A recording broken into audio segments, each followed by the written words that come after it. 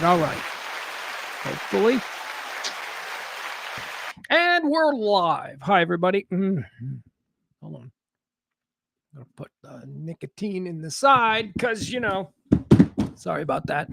Welcome, everybody. Pugs Moran live every day from the south side of Chicago, from the Kelly Moore Memorial Studios. That's right.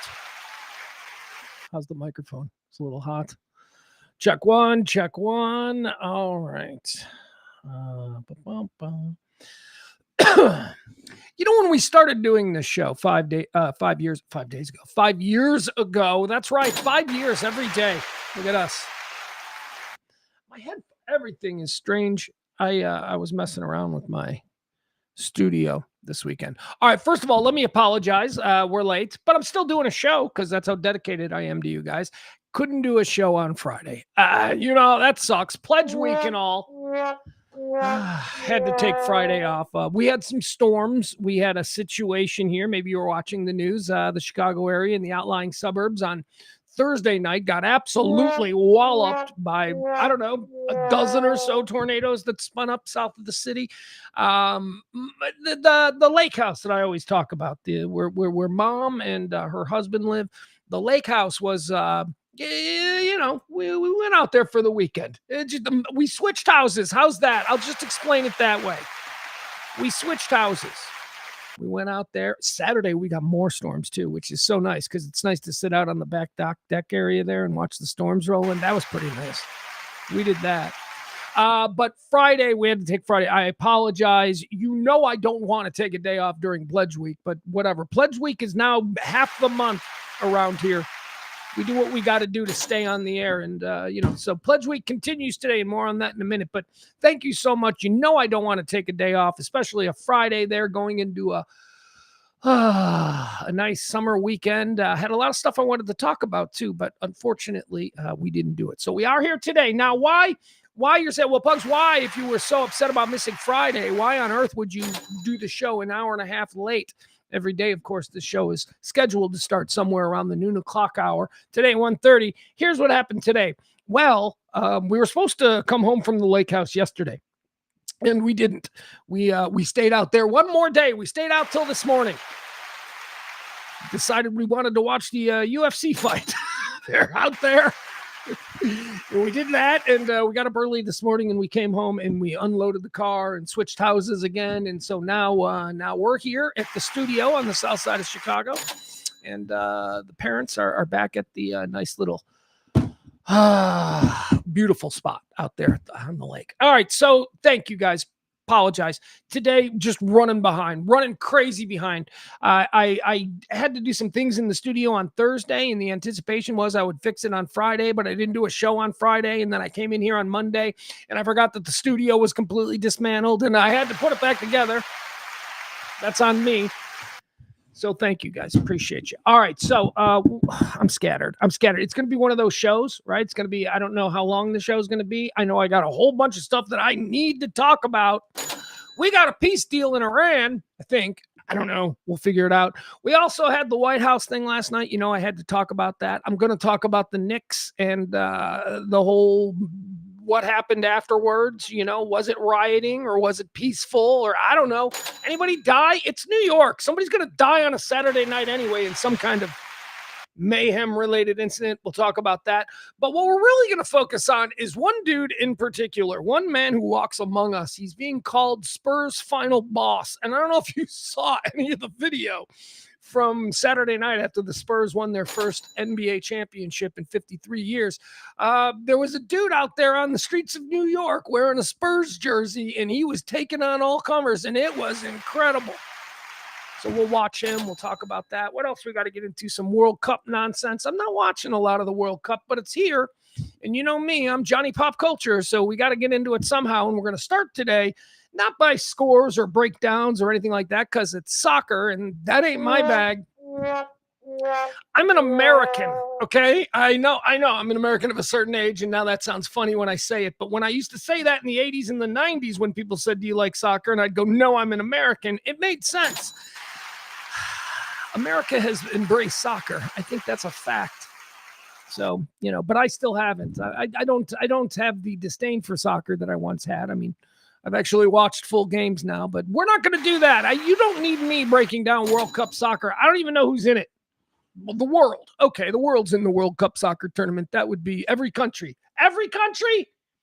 See, I don't even know. But we are going to talk about a dude from Mexico and a chick from South Korea. Did you see this? Did you see what happened at the World Cup? We already got stuff that we're being distracted by. Anyway, we'll talk about that. He made fun of her, and there was some blowback to it, and we're going to watch him making fun of this nice, sweet little Asian girl. Asian, what is it? Is that racist? I don't know. He's racist, or is he? That's what we're going to discuss.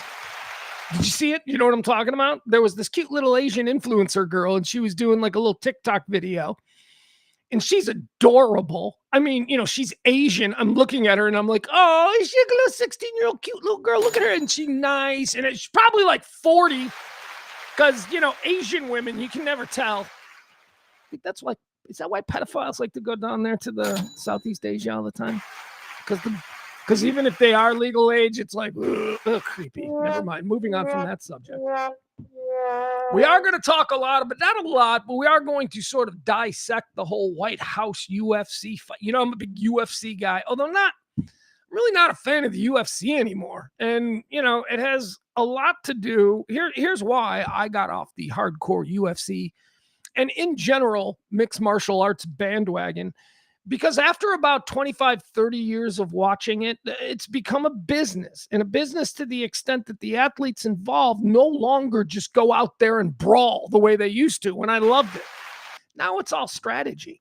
And the vast majority of UFC fights that I watch now go to the judges' cards. And that ain't the point of mixed martial arts. You're not supposed to it's supposed to be a decisive winner. You're supposed to see who, and so I just hate that everything goes to a judge's decision now because fighters have figured out how not to get beat. They have figured out how to survive until it goes to the judges, and then it's anyone's game. And that's what most MMA matches are these days. And it's just not my thing anymore. I don't know. That was not the case. That was not the case on Sunday night. Look, all politics and bullshit aside, and we'll get into this more, that was a hell of a fight card.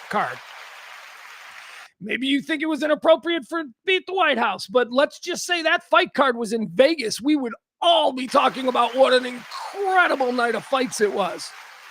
They did that right. We'll talk about all the other things as well. What else we got? We got the 3 videos. We'll break down 3 videos, and we got the Can't Be Fun at the Old Ballpark and all that stuff. So, all right. How's your baseball going? My baseball's going awesome. My team just won series against the Phillies, the Braves, and the Dodgers, and we're feeling very strong. Heading out to New York, we're going to take on the Yankees. Let's go, Yankees! I think we're afraid of the Yankees. Get the 2-time defending world champion Los Angeles Dodgers came in to play us, and we were like, yeah, who are these bums? And that's how we traded them. Same with the Braves. Same with the Phillies before that. Anyway, baseball is being very, very good to me this year, and I hope it's the same to you. The camera angle is a little bit different today because, like I said, I had to redo the studio. Let's say hi to the chat room. You're the people I love the mostest in this worldist. You're here every day, and we like to award a podium sort of presentation. This is where we, just like F1, the first 3, first place, second place, third place, we like to call them today's podiums. Podiums? What do we call them? Our podium champs? Our podium players? I don't even know what the terminology is. I got to learn that shit. Anyway, first place across the line. She's first on the podium. It's Taronda. Taronda, of course it is. She's been there many times. Peter is second, and April. That's our podium for today. Taronda, Peter, and April. Who else is in the chat room? Weird time start. Weird time start. So I know we're going to have small and big and small.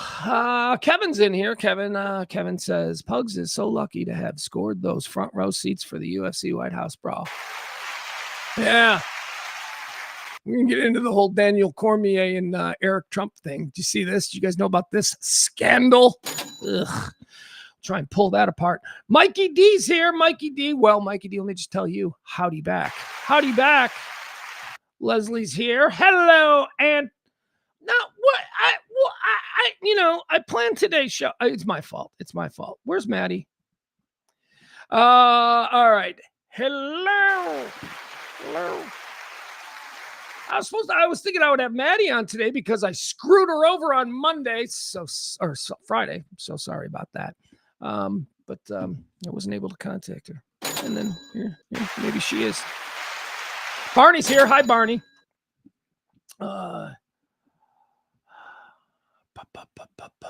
All right, there we go. Everybody's here. Thank you, folks. Okay, it is Pledge Week, so let me thank our Pledge Week heroes.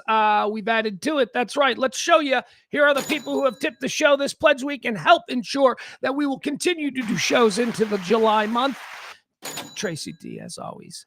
Peter, Barney, Mama B, Heidi. Look at that, Mama B and Heidi. These two. Thank you so much.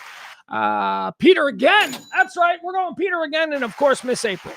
Thank you so much to our Pledge Week heroes. You're the folks helping us stay on. And not just this month. You do it every month. And you guys are freaking awesome. If you want to help and be part of the Pledge Week hero cause, you can drop a little something today in the Venmo or the Cash App. And that'll get you on there. And it'll be me thanking you. And that's really all it is. I mean, it's not even like a coupon good for anything. It's just you walk around knowing you helped. And I say thank you. You know, kids here, the kid and I are like, here's the weird thing. We're both only children. So both of us really enjoy our alone time, right? People are like, oh, he's so lonely. No, there's a difference between lonely and wanting to be alone. Okay. So we enjoy our alone time, but we also like hanging out together. So it's been a weird sort of balancing of totally ignoring each other for like 5-6 hour stretches at a time. And then like really high pressure. Let's hang out. You know, we had a pretty big fight though. And the fight that we have, the fights that we have, man, okay. Most of them, and maybe this is your experience too, if you have a teenage son, most of the fights that I have with my kid, he really didn't do anything wrong. I mean, it's just, it's more that the fights start because I get frustrated because I'll say something and then, you know, he's really good at, you know, going, yeah, okay, I understand that. Okay, that won't happen again. And then it just happens again. And it's like the fight comes from, are you just shining me on? I tell you something? Are you just nodding and saying and just not listening? It's frustrating. And the phone has a lot to do with it. We had such a nice ride here this morning, and we're talking and we're listening to sports radio and we're talking about the White Sox and we're talking about food. You know, we're just talking. We're having a good time. We're laughing. And then and then I realized why we're having such a good time. It's because his phone is dead. It's because his phone is dead. He's not on his phone. He has to actually spend time with me now in the car. It's just, it's frustrating. And let me tell you something that I'm starting to realize. Yelling at our kids because they seem to be glued to their phones. Now, you know how I feel about this. This is our fault to begin with. We did this to them. We shoved the phones in their hands at 4 years old because it was, you know, easier. You know, they weren't screaming and yelling, here, play a centipede game for a couple hours in the back of the car. That's what we did it to them. We conditioned them to sort of, you know, have this thing. So, you know, canary in the coal mine theory that this generation is ruined and all the future generations, the parents will know better than to just shove them and get them addicted to that. But not this generation's gone. So I have just sort of conceded that there is no way, like you can't change it because this is like a heroin addiction. It is literally dopamine. It is just, what's the next thing I can read? Oh, what's the next thing I can be stimulated by? Oh, what's the next thing? And that's a constant dun, dun, dun. I'm really worried. I mean, I've given up. I'm like, there's nothing we can do. We did this to them. They're addicted to it. Is that a thing? By the way, in the future, and by the future, I mean the next 6 weeks. I mean, like, let's get it started now. Rehab for phone addiction for teens. That sounds like something we can get the insurance companies involved in, right? Get them to pay for rehab for phone addiction. All we need is, like, you know, the government to start making a big deal about this generation and how they're junkies for constant stimulation. I don't know. Anyway, let's do that. Let's start. What kind of expertise do I need? Just I use a phone and I can put my phone down. There you go. I'm going to open up a rehab for teens. What would that even be? Guys, help me out in the chat room. What would that be? Would they just, like, would it be an inpatient or outpatient? It would have to be inpatient, right? So they just have to stay. We just We just have no Wi-Fi. That's it. That's it. That's all we would need. Jeez, and look at that. We're saving money. We're saving money already. All we need is a warehouse with a bunch of cots. And we'll just throw a bunch of teenagers in there. No Wi-Fi. That's it. And the insurance companies will pay for it. Look at me. Always thinking of ways to make money. Who's with me? Who wants to invest? All right. Let's see.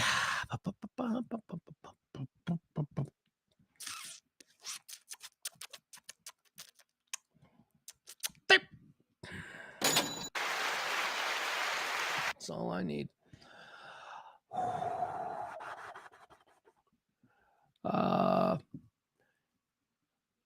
Peter, you a big World Cup guy? I am gonna need somebody in the chat room to be my World Cup expert because I'm gonna need somebody to tell me what's important about the World Cup and what do I need to be following, because as it stands right now, I can't watch it because of 0-0 games.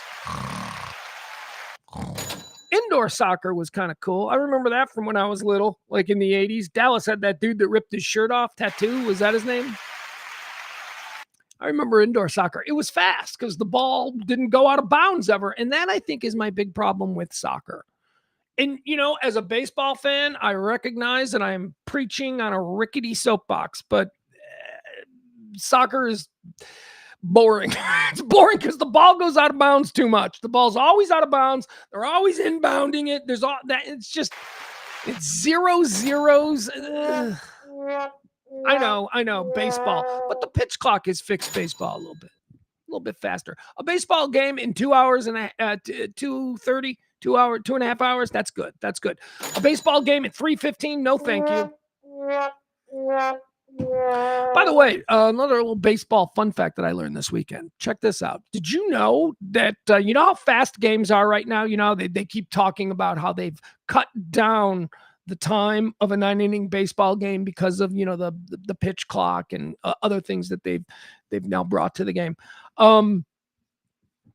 The average time of a baseball game right now in 2026, after the pitch clock and all that stuff, is the exact same average time as a baseball game in the 1970s. I don't know about 60s or whatever, but they said the 70s. They said that this whole thing that precipitated the new pitch clock, that's like an 80s, 90s, 2000s things when pitchers started to get real slow on the mound and all that. I hadn't realized that. I hadn't realized that if you'd gone to see Nolan Ryan in 1975, he'd be out there just throwing flames one after another, not dicking around on the mound, right? In between stepping off, check in, no shaking. No, none of that bullshit. That's all like 80s and 90s and 2000s baseball stuff. Anyway, fun fact. From time to time, I'll give you that. Adam, you want to be our World Cup expert? He says, I keep up, but I've been busy. I know Ivory Coast tied Spain 0-0 today. See, Ivory Coast. Is the World Cup like the Olympics, where every time I see an Olympic Games, I'm always like, oh, that's a country. I always learn about a new country. Like, Ivory Coast is a country? Gotta be honest. Thought the Ivory Coast was just like an entire coast of a continent. Not even sure which one. Gonna go with Africa, but not certain. Ivory Coast. I just always thought that was just like they called it the Ivory Coast because it's what I don't know. I didn't know it was its own country. So okay, so there you go. Look at me learning new things.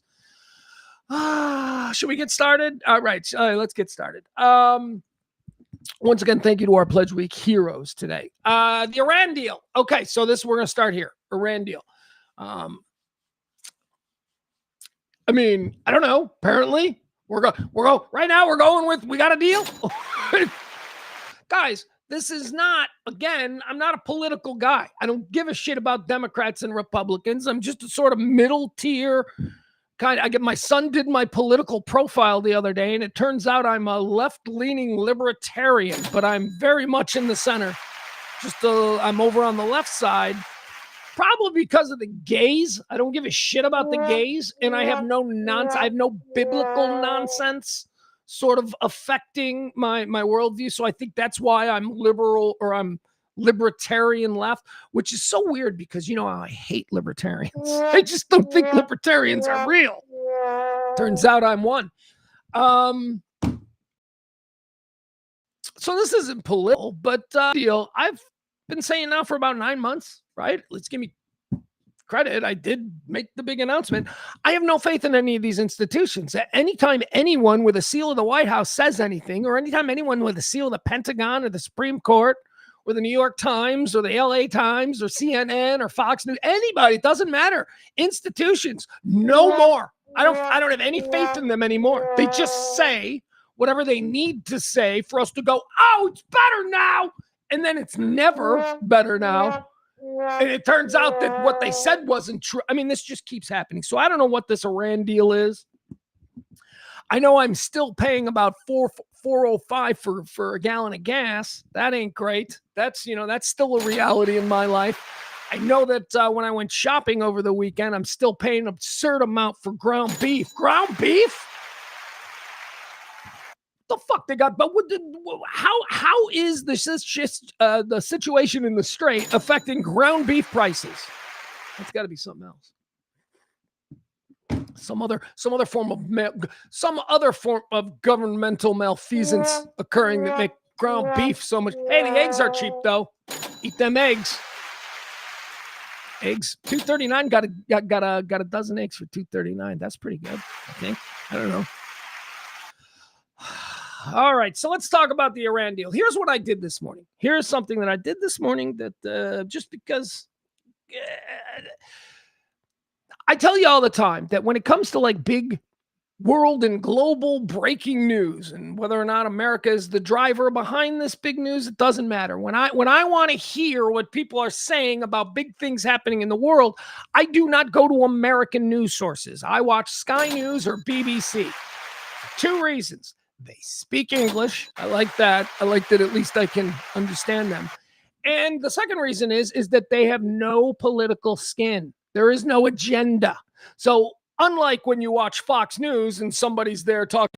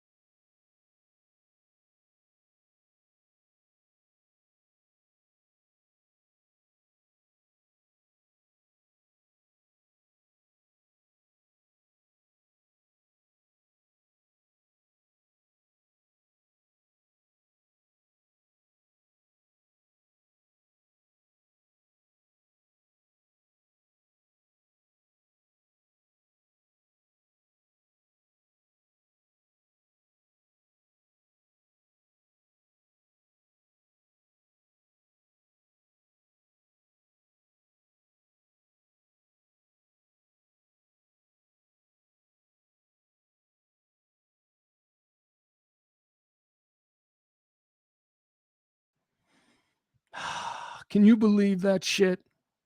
Can you believe that shit? How far into it was I? Who was I quoting? Oh my God. You guys, I'm sorry. I don't know why this happens. This is...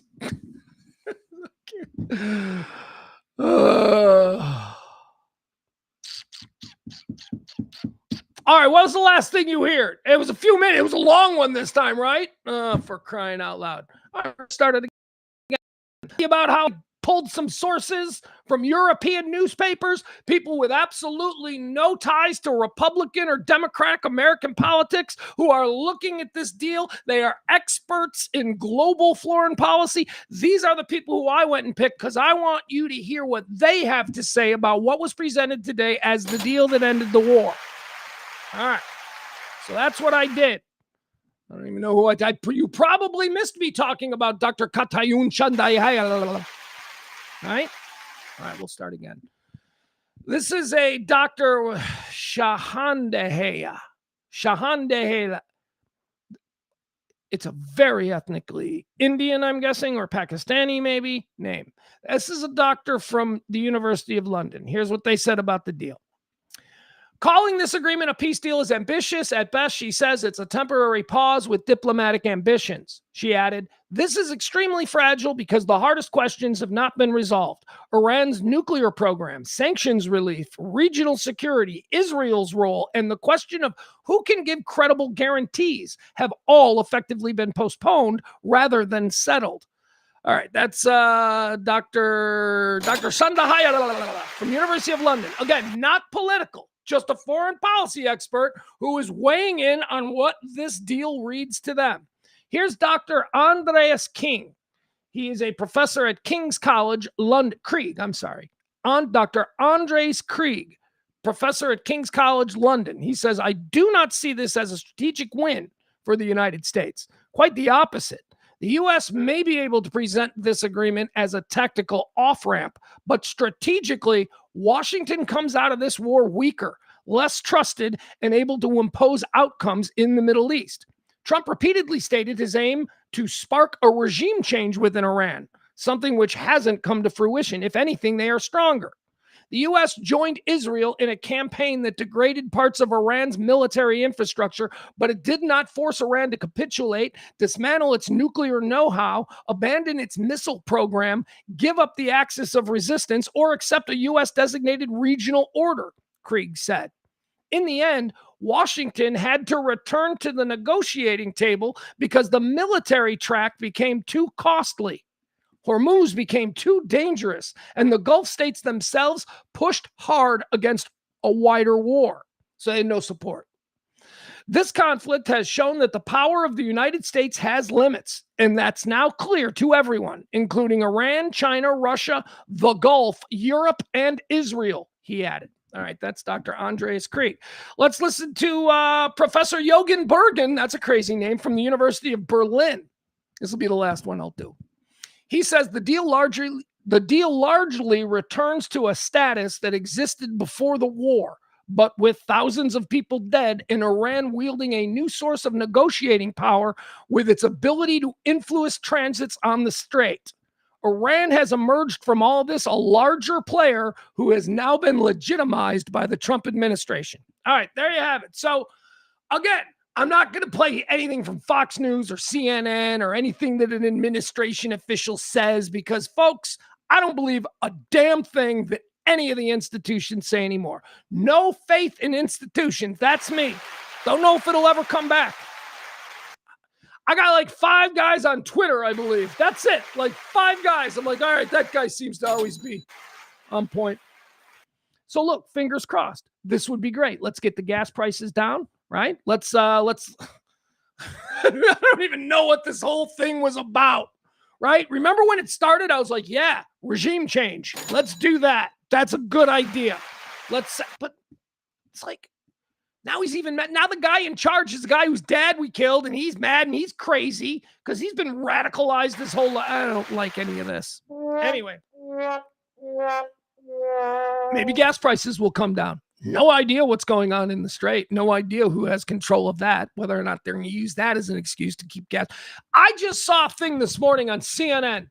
The oil and gas experts, right? Oh, and by the way, not from OPEC, because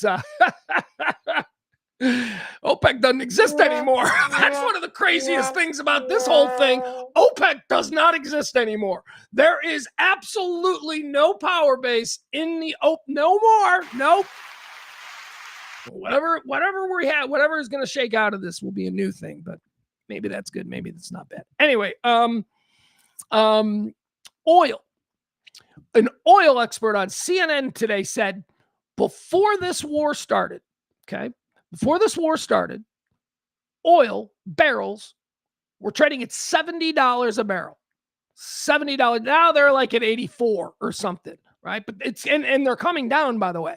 The price has come down. So it's $14 more per barrel for oil than it was on February 27th, the day before the war started. This expert on CNN said that, the goal now needs to be to get the price of oil back to where it was pre-war, $70 a barrel. It's at 83 now. Do you know what this global oil expert said is the expected time we will get to $70 a gallon again, or $70 a barrel again? Halloween 2031. 5 years. Says it'll take 5 years because of all of the new trouble, because of the war, and they got to rebuild, and there's infrastructure costs. It's going to be 5 years before we get, according to this guy, and I don't know, again, I don't believe anything I see on CNN anymore, but what the hell, man? 5 years? So it's going to be 5 years before we'll get below 70 again, because you have to understand that there's now there's billions and billions of dollars in cost. There's spilt oil and ships that need to be replaced and entire dock areas that were blown up. Seriously. So what the hell, man? We need gas under $3 a gallon. We need $2.75. That's it. Give me $2.75 and I'll shut my mouth and do whatever you want over there. $2.75, not $4.05, okay? Not $4.05. Put $25 worth of I put $25 worth of gas in my car yesterday. 25. I got less than half a tank. I mean, it's just right there at half a tank, but it's not on the good side of a half tank. It's on we're not quite a half tank. What the hell, man? How is the working man in this country supposed to put food on the table, put a kid through, I don't know, God forbid you have a kid in college, trade school. It's going to have a nation full of plumbers. Let's do that. Let's just build a nation full of plumbers. I got a kid who's got a brain. He's got a brain. He probably won't go to college. That's seriously what we're thinking. He's like, we'll start a plumbing company. He's smart enough to build a plumbing empire. But I don't want to be a plumber. No, that's not what he's saying. But you know what I mean? That's how we're thinking now. We're trying to think with a 17-year-old little genius, what job is he going to have in 20 years? Like, what can we send him to college to become an expert in and certified in? Accounting? Are there going to be accountants in 20 years? Or is it just all going to be, it's all going to be an algorithm or something? Nobody knows. This is something that, if you've got kids, you're probably worried about this. Law? Or are we going to have like the Lawbot 2000? Is that going to be a thing? Law? Does he go to law? Does he get an undergrad degree and then just get a law degree? And then go to trade school? Man, it's a scary time. Anyway, these are the things we're worried about. For the first 12 years, we were entertaining the dream that, okay, he wants to be a professional athlete. Let's keep our fingers crossed and, let's help him with that dream. And then, genetics got involved and we're like, okay, so we're going to start rethinking that. We got to protect the brain, right? We got to make sure no concussions or anything like that. We got to do that. And now we don't know what to do. What are you doing? Any of my people out here, any of my chickens, as I call them, you got kids in college. What are they studying? Are they like, I keep going back to my friend, one of the best moms that I know. She had her like 5, 6, 7-year-old doing coding like 15 years ago, like coding. And I remember I'm like, so no T-ball, no coding. I'm like, why coding? Well, because everything's going to be coding. She didn't talk like this. I don't know why I'm making this characterization. She's actually a lovely woman, but anyway, she's like, he's doing coding. He's gonna be a step ahead of all the other kids. Well, now with AI, there is no coding. There's not going to be kids. All of that stuff that entire, every kid in that class who went to coding class it's for nothing now. You don't need it. Let's see here.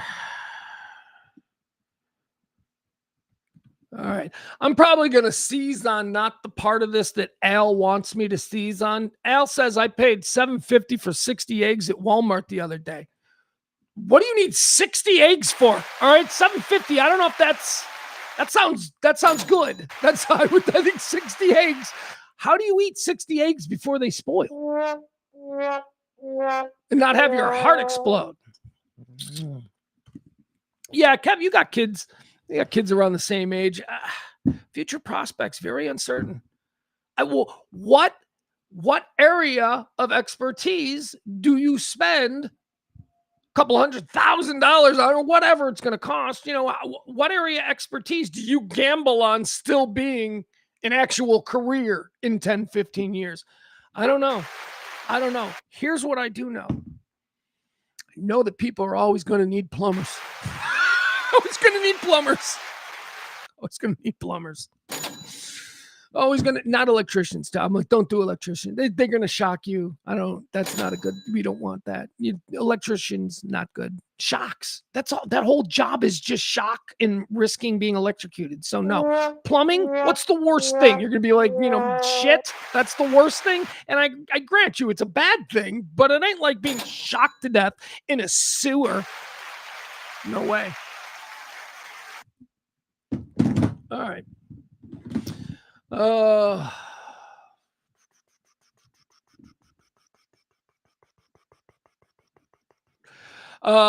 April says, I was half listening and thought he was saying coding, not coding. I was worried for your friends. No, coding. See, this is where, Frank, you're completely wrong here. You are completely wrong here. STEM is being replaced by robot brains. Nobody needs to know math anymore. Nobody needs to know engineering. All of this is done now by AI. That's the problem, Frank. It's like liberal arts and fucking interpretive dance is like the only thing they can't do. Fuck. And nobody wants that. Nobody wants to send their kid to college to learn how to do a, jazz impromptu dance because the robots don't have that level of flexibility yet. Yeah, Frank, I know you would think, right? You would think Frank's like STEM. I'm like, but no, that is exactly what is being replaced. We looked at our country and we went, God, our kids are dumb. They're falling behind the Chinese. And some tech bro went, I got a solution. Robots, AI, they'll just be smarter anyway. So we won't have to know math. We can just say, hey, robot, what's math? And then the robot will give you the answer. I know this is an oversimplification of how it's probably going to unfold, but you get what I'm saying. Engineering schools are flooded. I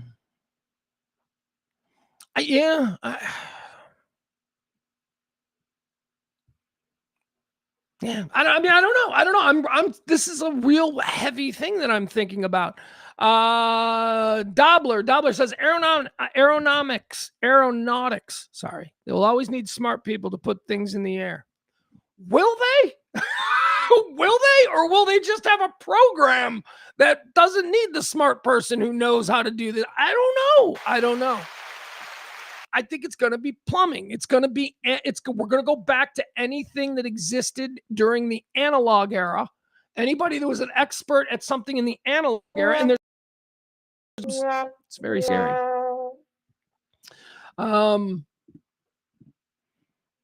What Kevin says, what I'm saying is the market will be saturated with engineers. Yeah. And here you go. I've heard this too, Dobler, not to mock you or anything, but you say you're going to need people to check AI's work. Right. Okay. There's one guy. There you go. There's one job. That's one guy.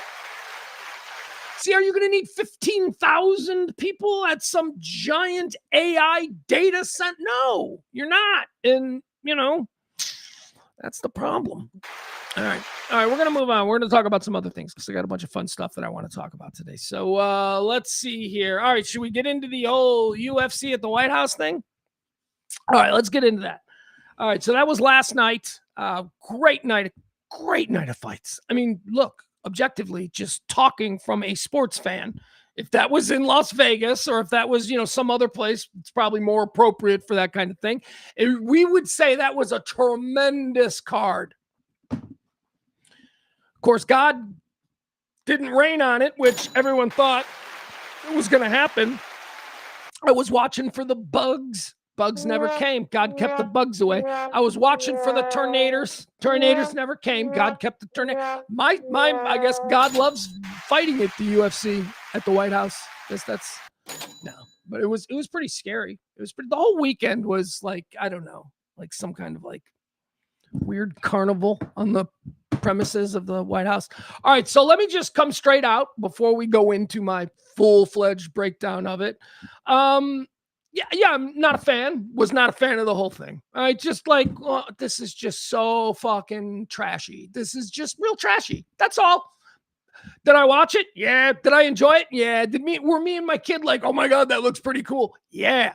Did I feel dirty about that? Yeah, I did. Because I'm like, ooh, man, this is usually where they have like those silent Medal of Honor things and all of the shit that people are complaining about. I mean, I get it, but I mean, come on, man. We have crossed the Rubicon a long time ago. Remember when the president was like revving the engine of a monster truck in the driveway and he's like, come on. All right. This is just what it is. I think that it's a bit disrespectful for the White House, but that's me. I'll tell you what I didn't think was disrespectful, though, which is so curious because I'm not a big fan of the whole whataboutism game. But, remember when Zelensky didn't wear a suit and that was just like the highest level of disrespect you could have at the White House?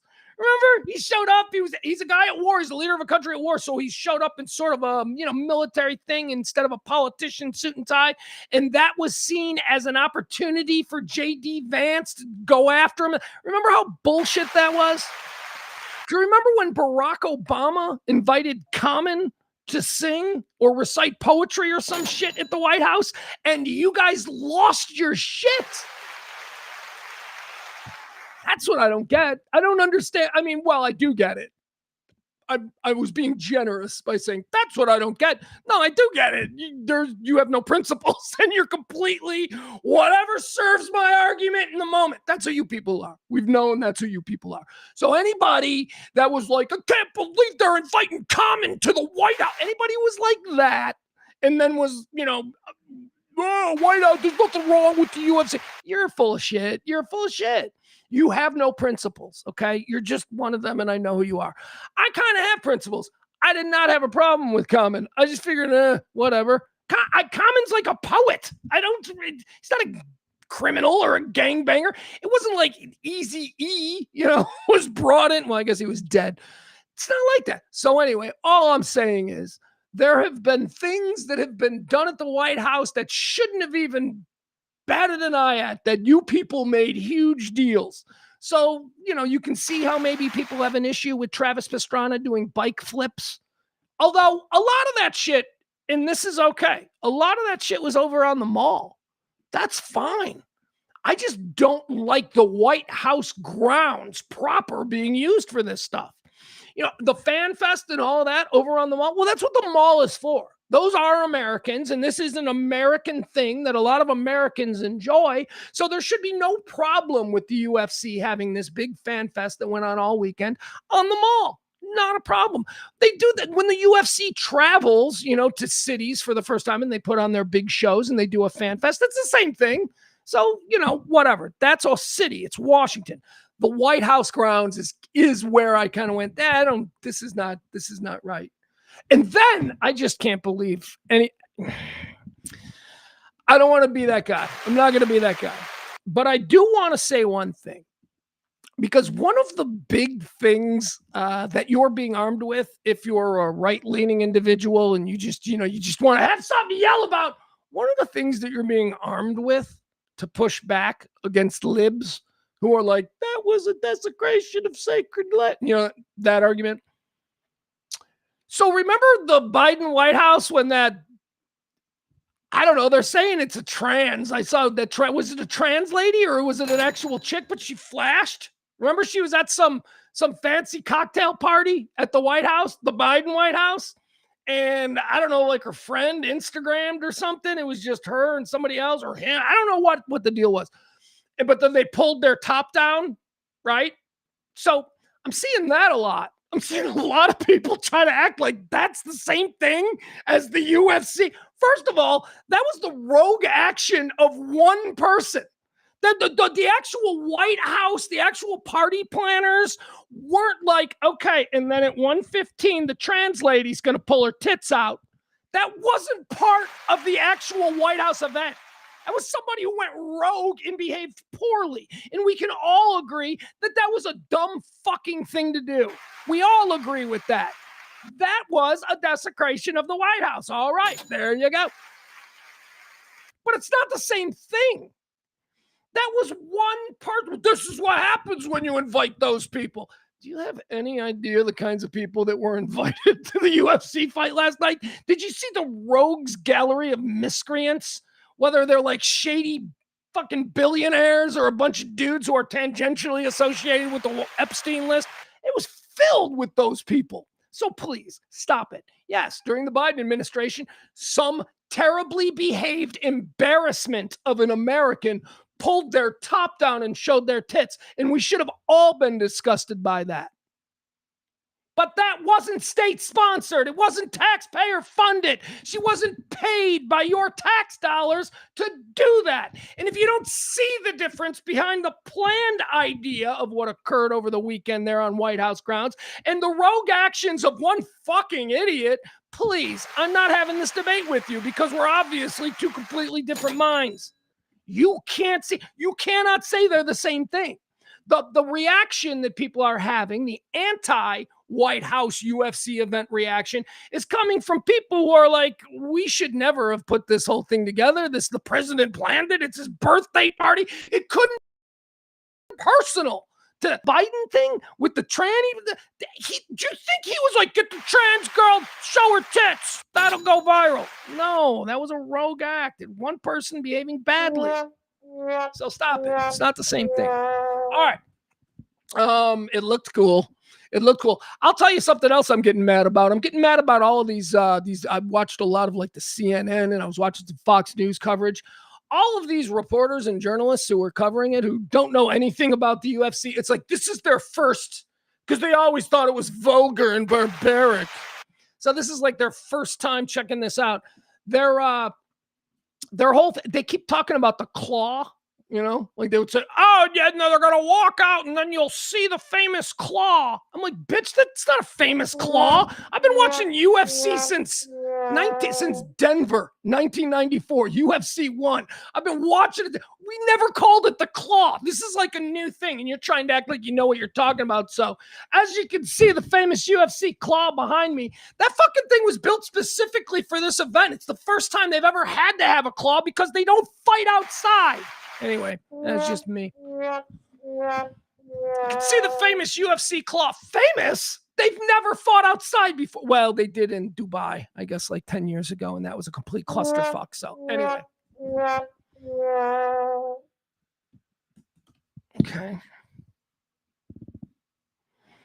Frank says, cocaine was found at the White House, a building with cameras all over, and Bill Clinton getting a BJ's worse than a UFC match. Okay, we're gonna disagree. We're gonna wildly disagree.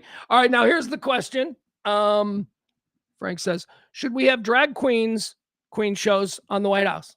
Well, why not? I don't know. What do you mean by drag queen shows? No, I don't think that there should be an episode of RuPaul's Drag Race filmed. But if there are people who are advocating for that lifestyle who gain an audience with someone at the White House, fuck, they're American citizens, Frank. Should we have, shows? No, we shouldn't, Frank. We should not have drag queen shows, and we should not have UFC fights either. But we had them. So what are we doing here? They happened. It's over with. I enjoyed it. Let's move on. Now, here's what I do want to talk about.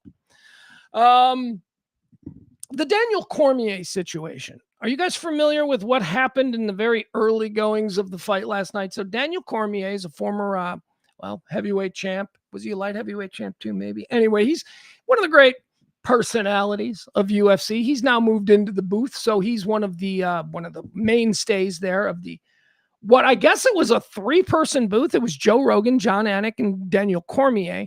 Joe Rogan was not talking much. I was like, where's Joe Rogan? It was all John Anik, because John Anik does the actual blow by blow, if you will. But Daniel Cormier, okay, so let me walk you through this.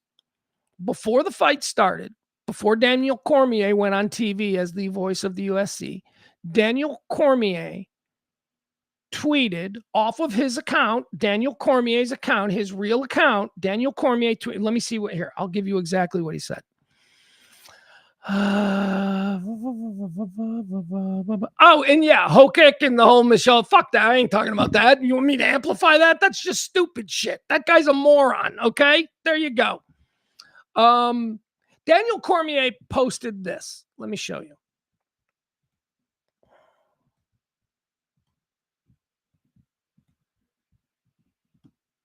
All right.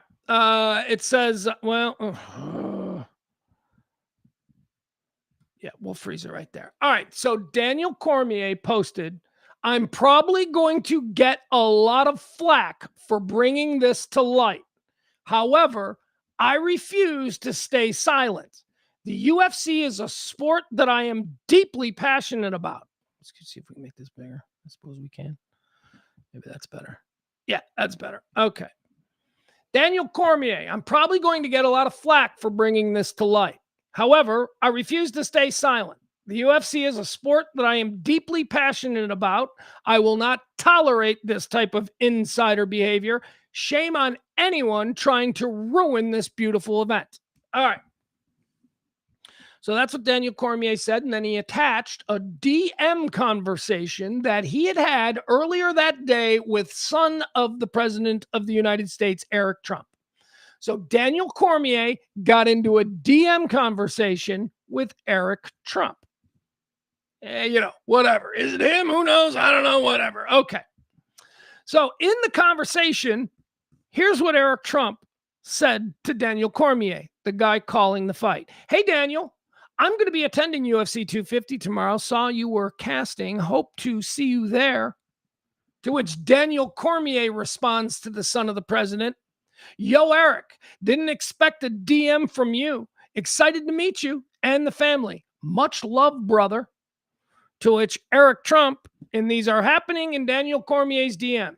Eric Trump says, anything you can tell me about the fighters tomorrow? Who you got winning? You placing any bets? To which Daniel Cormier responds, nah, I'm actually not allowed to bet on any cards or anything like that. To which Eric Trump responds, are any of the fighters injured that you know of? Okay, so look, so far, nothing wrong with this. This is how gamblers do. They just talk to people. They ask questions, right? Somebody injured? Is there some information out there I'm not aware of? All right. To which Daniel Cormier responds again. Eric Trump said, are any of the fighters injured that you know of? To which Cormier responds, I'm not quite sure why you're asking me this, but I think they're all in good shape. Eric Trump responds, I'll cut to the chase. Are any of the fights tomorrow rigged? I've been eyeing the Lopez fight, and I think an upset wouldn't be too unrealistic. Dollars. All right, first of all, I really hope that he put a lot of money down there on the upset, because it was unrealistic. Lopez beat the hell out of Garcia. So, okay. I'll cut to the chase. Are any of the fights tomorrow rigged? I've been eyeing the Lopez fight, and I think an upset wouldn't be too unrealistic. Okay, where's the next one?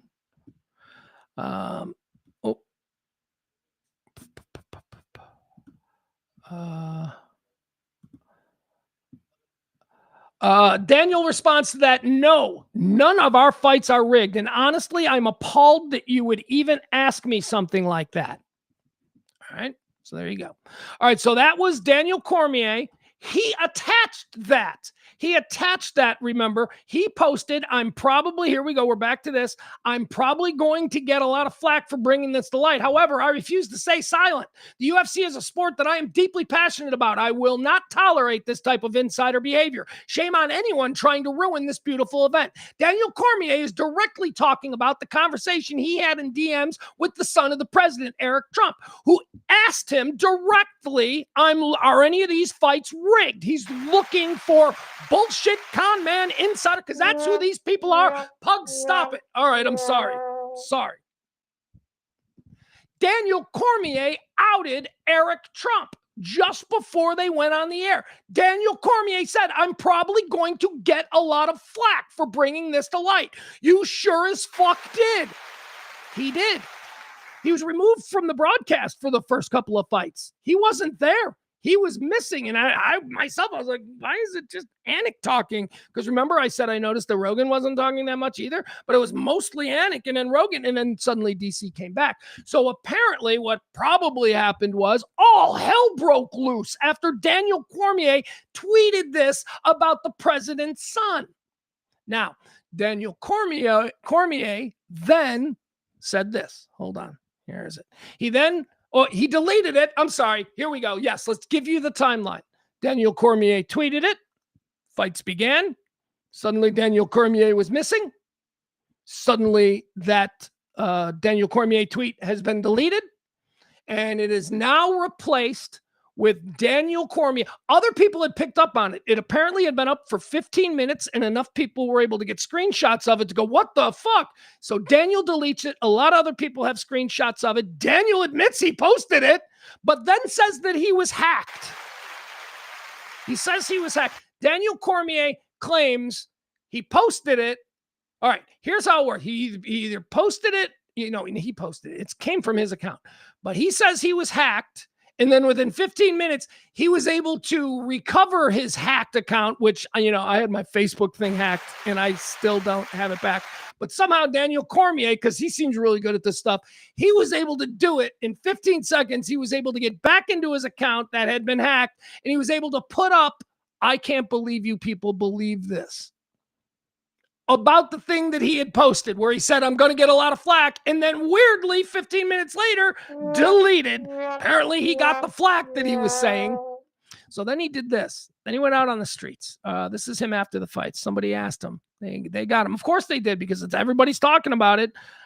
Nope, that's not it. Where is it? Oh, great. All right, I guess I don't have that one handy. Let me see if I can find it for you. Don't need that. All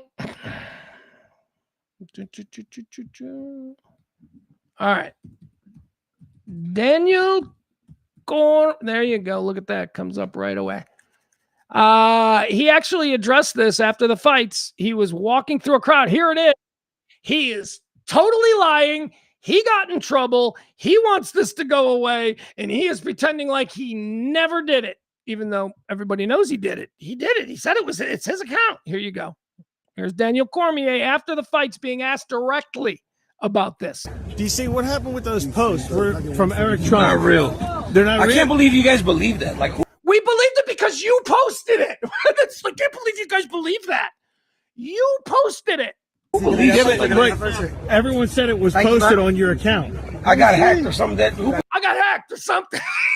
See, he's not denying that it was even on his account. Now he's like, I got hacked or something. And then because I'm a genius, I was able to re-hack it and get back in. And then I said, you guys are crazy. Believe stuff like that. That's crazy.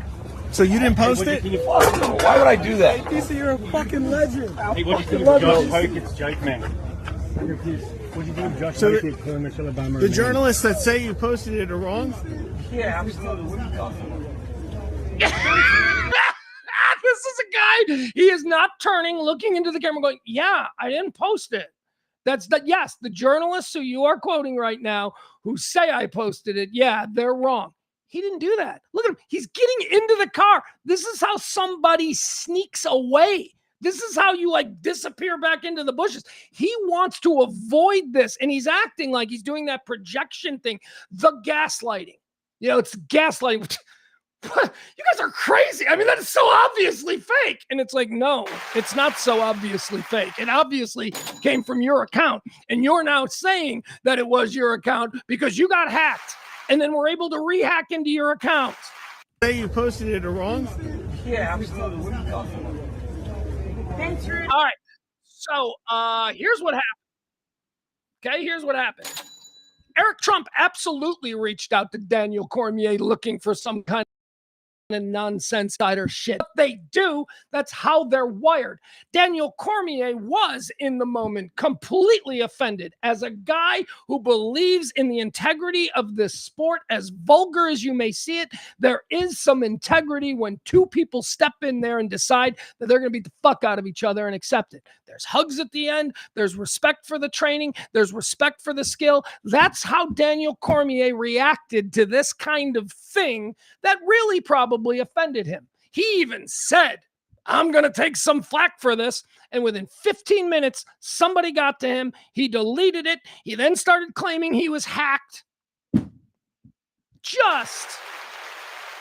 Here's what's so upsetting about it. I don't think it's upsetting that Eric Trump did this. This is what they do. This is, broken people who have accepted and been programmed to, sort of root for the outlaw class here in America. By the way, the outlaw class, I now consider the 1%. You people will say, that's just good business. No, it's not. It's shady, fucking corrupt business from the people who told you they were going to drain the swamp. Drain the swamp. You know what Trump did? Trump drained the swamp, and then he fucking bottled that shit and sold it right back to you. So yes, Eric Trump did this. Yes, Daniel Cormier was upset. But here's the thing. Daniel Cormier is a stupid person. Daniel Cormier didn't think it through. A smart person who was understandably upset about this aspersion being leveled at your sport. Like, I would be like, what, you think this is fucking rigged, you idiot? Right? That should have been the reaction. A smart person would have had that reaction and then gone, fuck, I can't make this public. Maybe I'll talk to someone in private, but I shouldn't post it. The stupid Daniel Cormier saw this as, I'm going to stand up for my sport and I'm going to post this. And he didn't even think it through. This is the president's son. You don't think that there's going to be some kind of blowback here against you? Well, he did, because he started it with, I'm probably going to receive some flack for this. Yeah, Barney knows. Me and Barney, man, we got hacked and we will never see that shit again. But Daniel Cormier is a genius who got hacked by some high-level hacker who was able to impersonate the first son or second son or whatever the hell he is.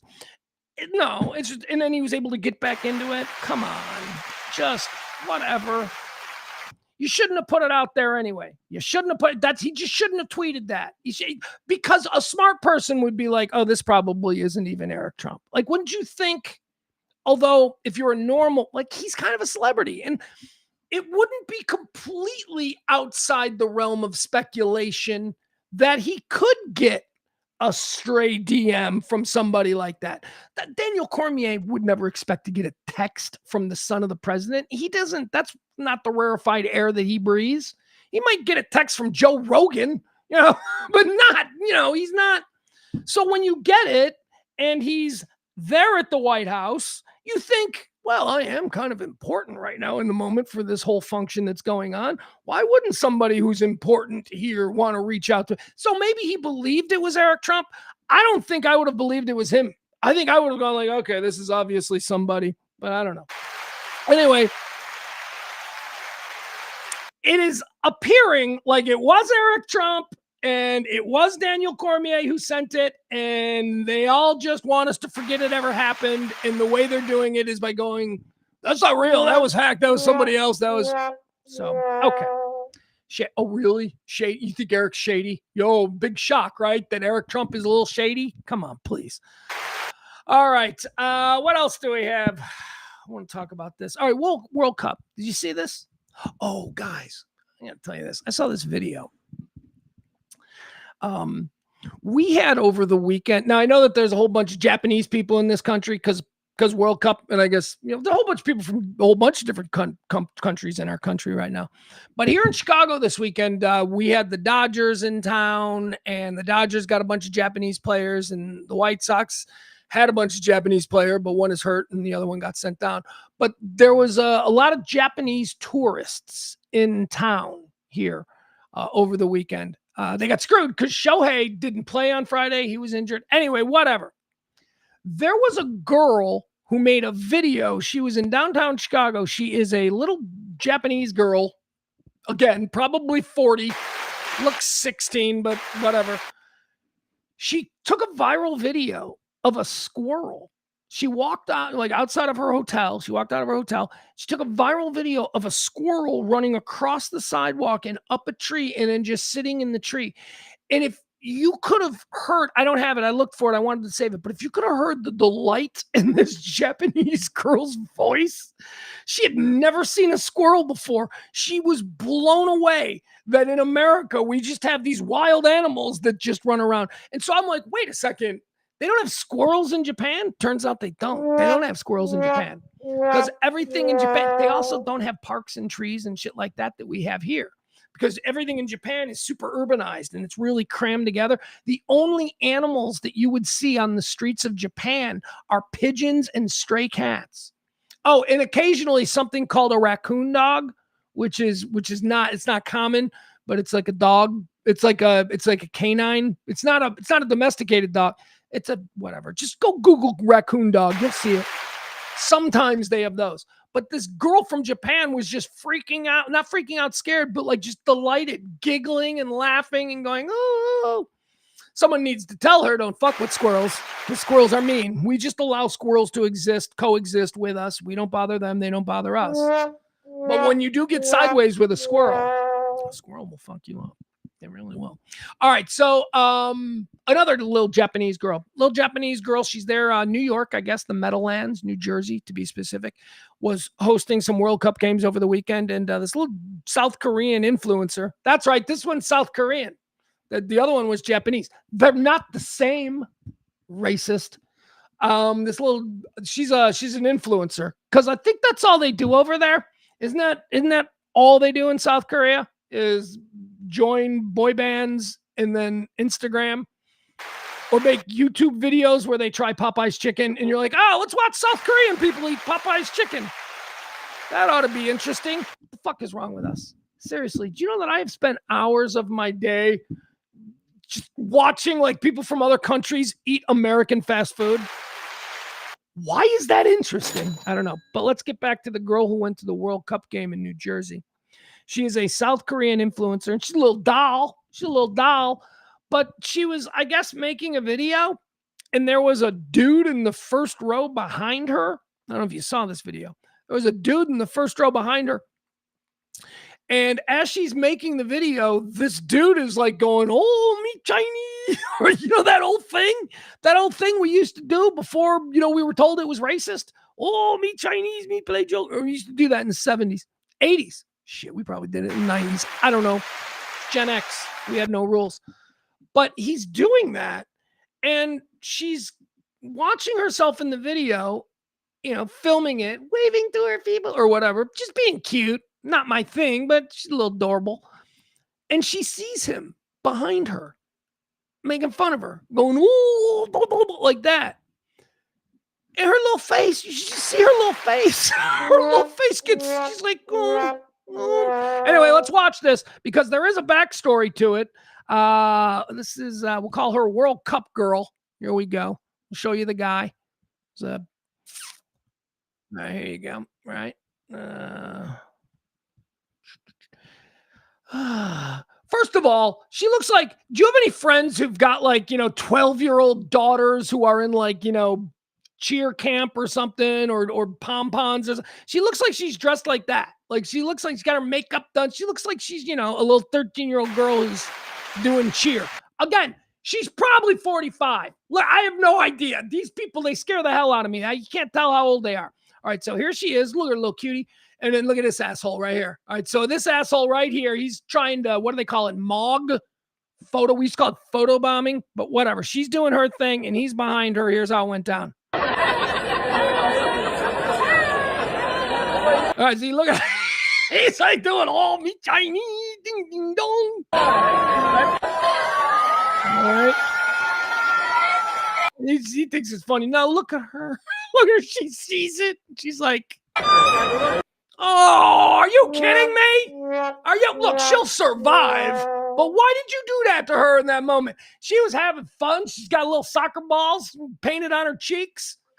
She's having fun. And, you know, this guy's being an asshole. That's not cool. All right, let's watch it again. It's just this look. This look. She's so...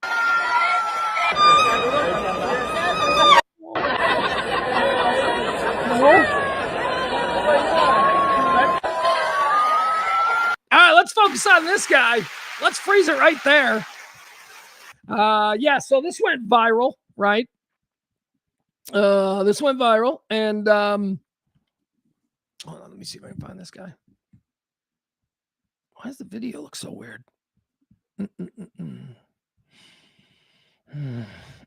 Hold on a second, guys. I can't find this page. Ugh.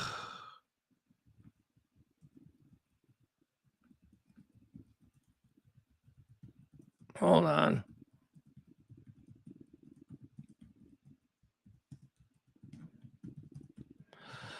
I had this pulled up. Now I got to do it again. All right. There it is. All right. That's what I was looking for. All right. So this guy who we're looking at right here, he's not just some rando fan. No, he's like an important dude when it comes to Mexican trade. That's right. He's a big dude. He's a big, important dude. His name is Ulises Fernando Bernal Mermontes. He is the president of the Professional Engineering Association of Mexico. This incident that we're talking about, it occurred during the South Korea Czechia match there. 2-1, South Korea won. All right, so they won. The girl's name is Yoon Soo Jin. She's a highly popular South Korean YouTuber and influencer known online as Enocat. She has millions and millions of followers. What happened to him? All right, so the guy lost his job. The guy, he had a big job. Well, he had the kind of job where he can just take off a couple weeks in the middle of summer and go stay in New York and watch some, you know, it's a good job. It's a good gig. He's not a cop, right? He's not a cop. He's not a fireman. He's not just, you know, he doesn't run a store. He's got a big, important job where he's like, I'm going to the World Cup. You know, he doesn't care how much tickets are. My point is this. He should be educated, sophisticated enough that, you know, to know better than to do this. He lost his job. It says here that internet users quickly identified the man as the president of the College of Geomatics and Topographic Surveying Engineers. He's the president of a college, too? It says here that he was like some big, all right, he's in charge of some engineers union, all right? And he's also the president of CITGEJ. That's what he's the president of. It's a state university in Jalisco. That's what the J stands for. College of Geomatics and Topographic Surveying Engineers of the state of Jalisco. All right, so he's the president. He's the president of a college. He's like going, oh, and then he's laughing about it. He issued an apology. Bernal Mermontes issued a public apology in both Spanish and English. He stated that he submitted his resignation to protect his organization, expressing that he deeply regretted his actions and wanted to apologize directly to Yoon, the South Korean community, and Mexican citizens whom he disappointed. The vast majority of the backlash came from Mexican nationals and football fans online who fiercely condemned his behavior. Many posted comments stating that he does not represent us as Mexicans, emphasizing that the World Cup should be an event of global unity rather than discrimination. All right. So, all right, we got all the details. So, this is where I'm going to make Adam lose his shit. Adam's going to lose his shit. This is not racism. Sorry, this is not racism. This is mean. It's being mean and it's cruel and it's leaning into a trope. But it's not racism. There is nothing about this act where he is making it clear that he thinks that he is better than them because of their eyes. No, all he's doing is going, this is what their eyes look like. They're different than us. I mean, that's not racism. It's vulgar and it's crass and it's rude and it's stupid, but this is not racism. Sorry. Now, if I was like doing this while going, oh, I'm Chinese and I'm stupid, that's racism. The idea that you are better than somebody else simply because of their race. That is race. This is not racism. This is just stupid. Now, I'm not saying that he shouldn't have lost his job because this is a nuance that I'm going into here that most people just do not do. But this guy, they saw him. He's a racist. He's got to lose his job. All right, that's where we are. I'm just saying he might be a racist, but there is nothing about this action that says to me that, oh, he clearly thinks that his Mexican blood makes him better than her Asian blood. All right? He's being mean. He's leaning into tropes, stereotypes, whatever you want to call it. Is he bigoted? Maybe. I don't know. Maybe. But again, bigotry isn't the same of racism either. It's not the same. I had somebody on the complete opposite side of what I'm saying now. There was a video that was circulating this weekend of two people fighting over a bike. It was a black guy and a white guy. And all we saw was middle of the video. One guy's pulling the bike, the other guy's pulling the bike, the other guy's one guy pulling. That's all we see. And it is framed, the person who made this go viral, framed it as black guy tries to steal white guy's bike, right? So I said in there, I said, we need more context. Just because you say it's the white guy or the black guy trying to steal the white man's bike, we need to see more. That's all I said. That's all I said. Because to see the short clip where it's just a white guy and a black guy playing tug of war over a bike, and you instantly believe that the black guy is the thief in this scenario, that's racism. That's racism because you think that because of well, obviously he's the thief. I want to take a time out here for a minute because it was pretty clear to me that the black guy was probably the thief, but that's beside the point. That there wasn't enough context. So I just simply asked, we need more context here, which is something that I do a lot. I'll take something that is clearly going to stir up the baboons in the comment section, and I'll just comment, need more context, because nothing triggers people quite like, need more context. and that's what happened again. My point is this. The responses to me when I said I need more context on this, even though I'm pretty sure it was the black guy stealing the bike, the responses to me, those responses were racist. You can read them. Go to my page, read them. Those responses were all like, well, because, the ends, we're just filled with ends. Racism exists. Racism is a real problem. There are stupid people who run around saying racist things all the time. There are stupid people with influence and power who use this to, fuck with people. That's racism. That's real race. This is not racism. And every time some moron who does something stupid that is ethnically stereotypical or whatever, and you call them a racist, it's like you're overusing it. So that when you actually see a real fucking racist, we're all like, oh yeah, you think everybody's a racist. So this is worse than the other guy. This is not racism. Should he have lost his job? Probably, because he seems like a fucking moron. But it's not racism. Not to me.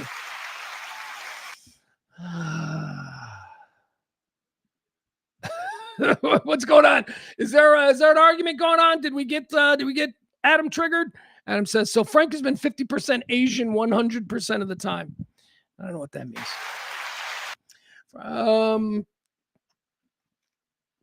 All right, I'm going to go back to the beginning here.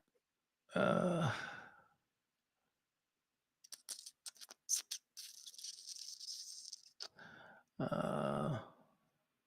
on. All right, we'll stop. I'll try and get the context here. Adam, I don't even know if this is where it started.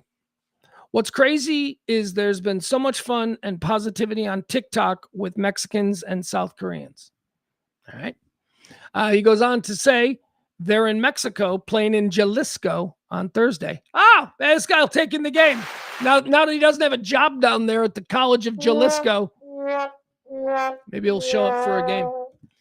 Adam also says the state of Jalisco in the city of Guadalajara, where my mom's husband is from.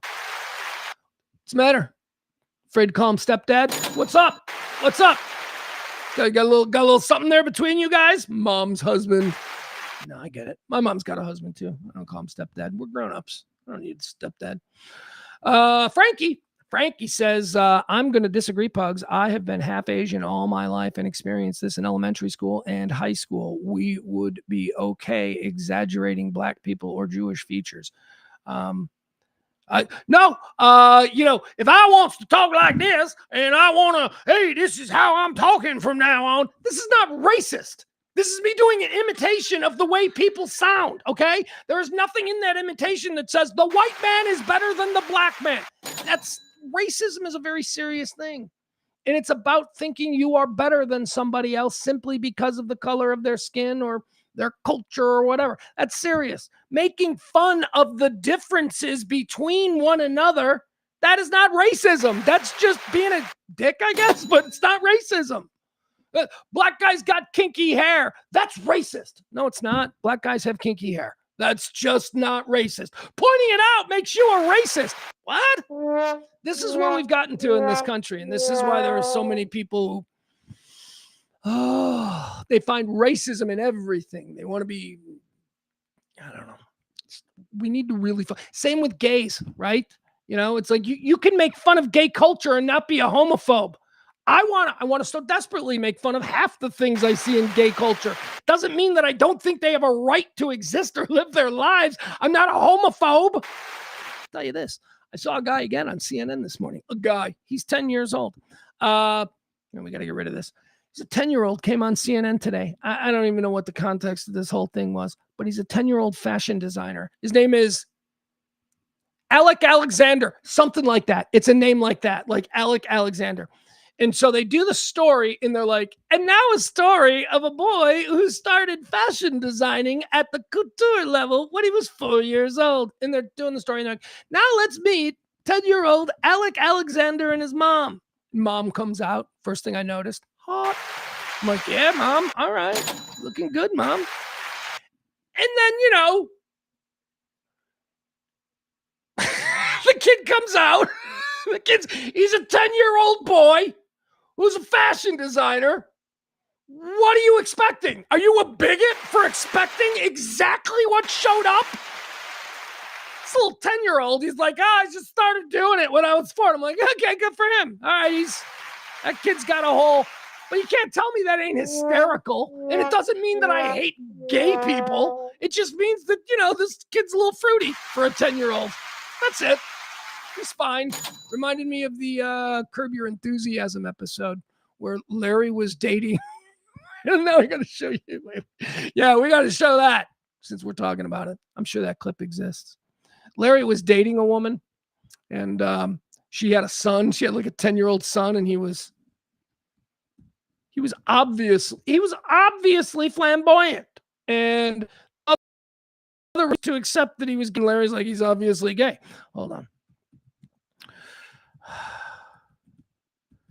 Do you think gay kid will get it done? Curb Your Enthusiasm, gay kid? Maybe. There we go. That exactly got it done. That's all we needed. Greg. That's right. All right, here.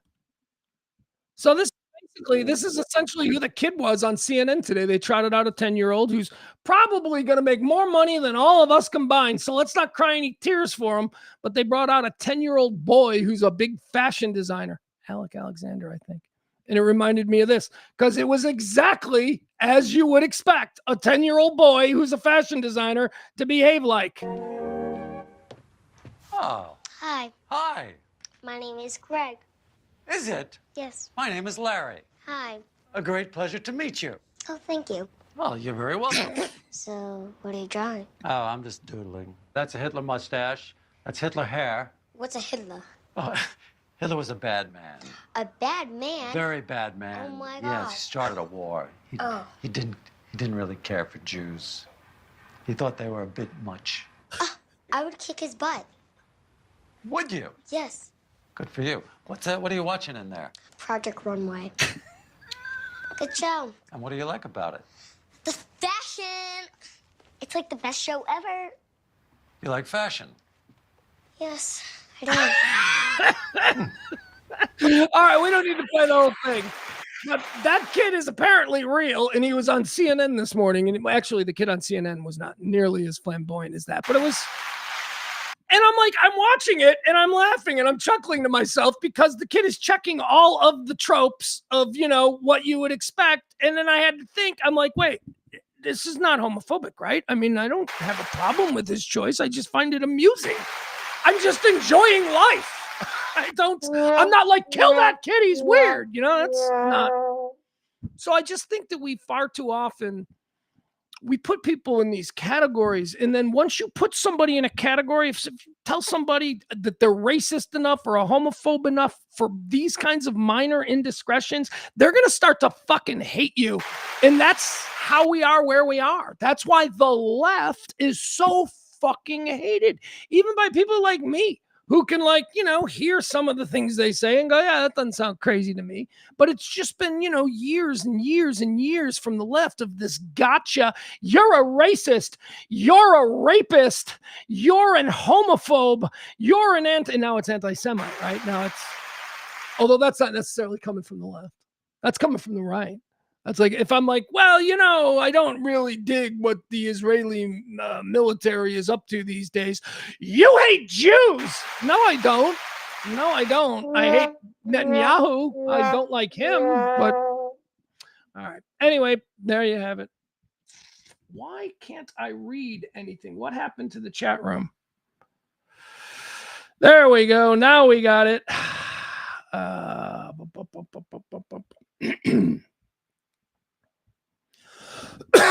Excuse me.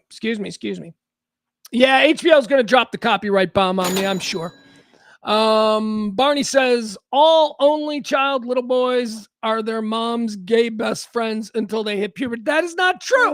That is not true. Fuck you.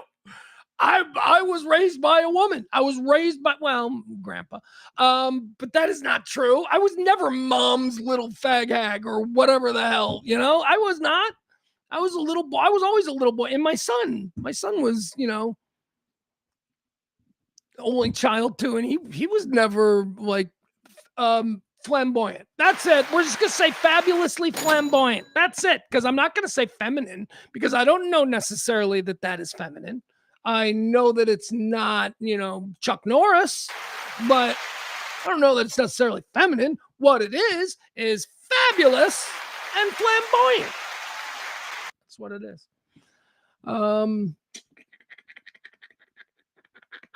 All only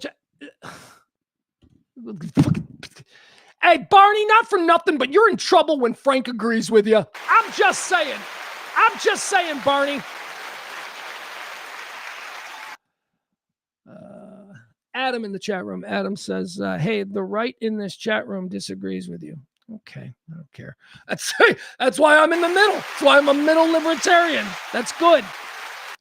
He says, I call it what it is. And if someone gets upset, they need to look within the slices. Cool. We all got to work hard to figure out what Adam's nuances are. Is that a Gillis quote? Barney says it's a Gillis quote, but I did aim it at you. Direct hit, you son of a bitch.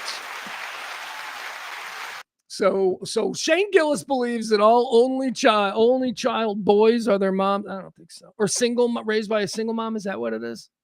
I don't know. I don't think that's true.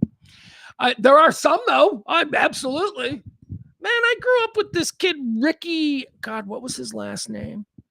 I feel like I got to call my mom. All right. I'm going to call my mom. Hold on. This was like the 1970s. And we had this kid. We lived in an apartment complex, and we had this kid who like lived down the hall and or down the hill, I should say. And he was super gay. He was like 10. And it was like, clear. And yeah, we played with him because my mom was cool. My mom was like, "You play with anybody you want." There was another kid though in the neighborhood that couldn't play with Ricky. I can't remember the last name. Hello. Hi, Mom. Hi. I got a quick question for you. Yeah. We're on the stream. Yeah. Okay. So remember when I was little and there was that like super gay little kid that lived by Ricky something? Yes. What was his last name? Do you remember? No, I remember I asked you that not too long ago. No. All right. How old was he? Like, how much older than me was he?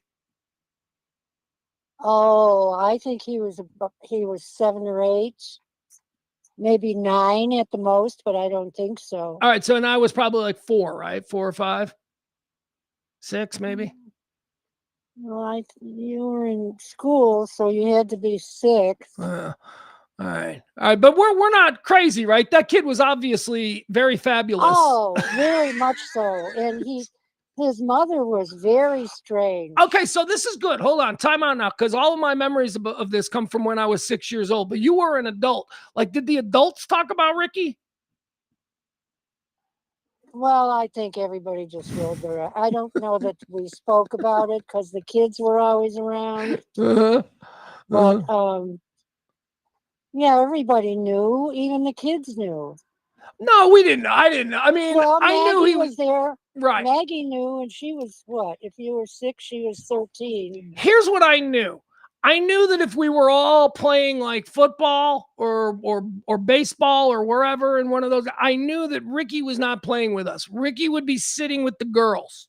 That's what I knew. But I don't think I had any understanding of sexualization or masculine versus feminine sort of, characteristics. So I just knew he was not one of the boys, but yet still technically a boy. Oh, hold on. No, I'm going to hang up. It's okay. I don't think we ever discussed it, you and me. Not till now. No. So. All right. I love you. All right. I love you too. Talk to you later. Okay. Bye. There goes my mom confirming that I grew up with Ricky. Can't remember his name. Probably best that we don't put his name out there. But I would love to see him now. He's probably like a 63-year-old queen. He's probably, living the life. Anyway. Yeah, it is clear. It is clear. Like sometimes, you can obviously tell 10 years old, 9 years, it doesn't matter. You're just like, oh yeah, just like in that Curb Your Enthusiasm sketch. All right, let's see. What else do we want to do here today? Anything. I'm going to roll through this real quick and then we'll get out of here. We did the Daniel Cormier. We did the White House. We did the World Cup. How about the Knicks? That's right. Congratulations to the New York Knicks on Saturday. I was not rooting for them. I was rooting for the New York Knicks when this series began. I was like, oh, that would be nice. Besides, here was my thinking. Besides, San Antonio's so young. Their coach is young. Their superstar is young. San Antonio is a tremendous NBA organization. They've got trophies in the not so distant past, right? So they've had that. I look at New York and I looked at the Knicks and I'm like, man, those guys had great teams all through the 90s. And I know because I was a fan of the Bulls and we had to play them. And those teams probably deserved to have at least won one title during the 90s, but they played during the Michael Jordan Bulls era, and that sucks. Just ask Charles Barkley or, anybody else. Anyway, point is this. I always felt like the New York Knicks just kept getting screwed. So I was kind of rooting for them. I was. And I also like Eastern Conference basketball. So, I was already leaning that way. So after the first Madison Square Garden home game for the Knicks, when they rioted, remember they beating people up and doing all that shit? I stopped. I went, you know what? Screw it. These New York City fans do not deserve a championship. If they were to win, my God, this is just how they're behaving during a Monday night mid-series victory. This is what are they going to do when they actually win the title? The first trophy in 53 years. The whole damn city will burn. So I'm like, screw these people. They don't know how to behave. They're curb stomping people. Have you seen some of this video of just the way they're treating guys in Spurs jerseys and stuff? It's just awful. Horrible, horrible people. And I'm taxi cabs, lighting cop cars on fire. Horrible, horrible people. So I was rooting for San Antonio, at least Saturday night. In the game prior to that, I was rooting for him as well. And, thanks, San Antonio. Great. You guys are like good my entire life. And then finally I start to actively root for you and you let me down. New York Knicks bring home their first NBA World Championship in 53 years. And they did it in San Antonio, which I don't know. They're like, well, it's a good thing they didn't do it in New York. I'm like, well, I don't know what the difference is. I don't think it's the people who are actually in the stadium that were going to riot. It's the people who are outside the stadium, and those people weren't traveling with the team anyway. So if they're going to do something, they are gathered. There's all these watch parties. I think that's it. I think you can't do that in New York anymore. I think you can't do a watch party for something like this because they don't know how to behave. They destroy things. People get a hive mind and all start acting like zombies. So Saturday night was no different. Didn't matter that the Knicks were 2,000 miles away down there in San Antonio. The people still took to the streets. And I'll tell you what's funny. I was watching the coverage, the live coverage on CNN. I flipped over to that after the game. I'm like, okay, let's see how CNN handles this. Because I knew that CNN would be doing live coverage. Not because it's national news that the New York Knicks have won their first title in 53 years. No, that's not why. That's how they can present it. But that's not why they were going live. When whoever the last team to win the World Series won the World Series, CNN didn't like pick up coverage as soon as the game was over and then just cover how wonderful it is that they won. No, there was something else. CNN was there and ready for the burning of New York City, but they couldn't present it that way. So in the first 40 minutes of the New York Knicks having won their first title, for the first 45 minutes, CNN's presentation was all, it's a joyous celebration here in Times Square as the New York Knicks have won their first, and then the anchor's like, it's going to be a fun time in New York. And I'm sitting here watching it going, all right, this mood is going to change real soon. When is this mood going to change? Sure enough, first fire broke out. They lit a school bus on fire. And then suddenly it changed to the people are in the streets and the police are getting ready to move it. I mean, that's the whole reason that CNN was there in the first place. They don't cover teams' championships with live wall-to-wall coverage. They don't. They mention it, but they don't go live. And they were doing it simply because they were hoping something good would happen. Something good did happen. So there were a bunch of buses. There was 15 school buses lined up right there on 6th Avenue. And when the people started taking to the streets and when they started to, destroy things, they climbed all up and in and all over the school buses. And then they started lighting the school buses on fire. Oh, and by the way, just for you morons who just believe all kinds of nonsense, like I saw this. Those buses were put there on purpose so that they could be. The buses were not put there on purpose. And a reasonable question, which I also saw, was the fuck were a bunch of school buses doing in Midtown Manhattan? Right? That's a reasonable thing. Like, nobody's in school. There are no school field trips going on in Times Square at 1 o'clock in the morning on a Saturday. No. So why were the buses there? The buses were there because the city of New York acquired remember, it's summer, so these buses are just sitting in a yard. This is actually pretty clever. The city of New York has rented these buses, these 15 school buses, while the World Cup is in town. These buses are there in Midtown to ferry international travelers over to New Jersey where the World Cup, and then back to Midtown Manhattan. So that's why the buses were there. No grand conspiracy, just they needed more buses for all the people who were coming from around the globe to experience the World Cup. So that's why they were there. And now there's one less because one of them went up in flames. That was fun.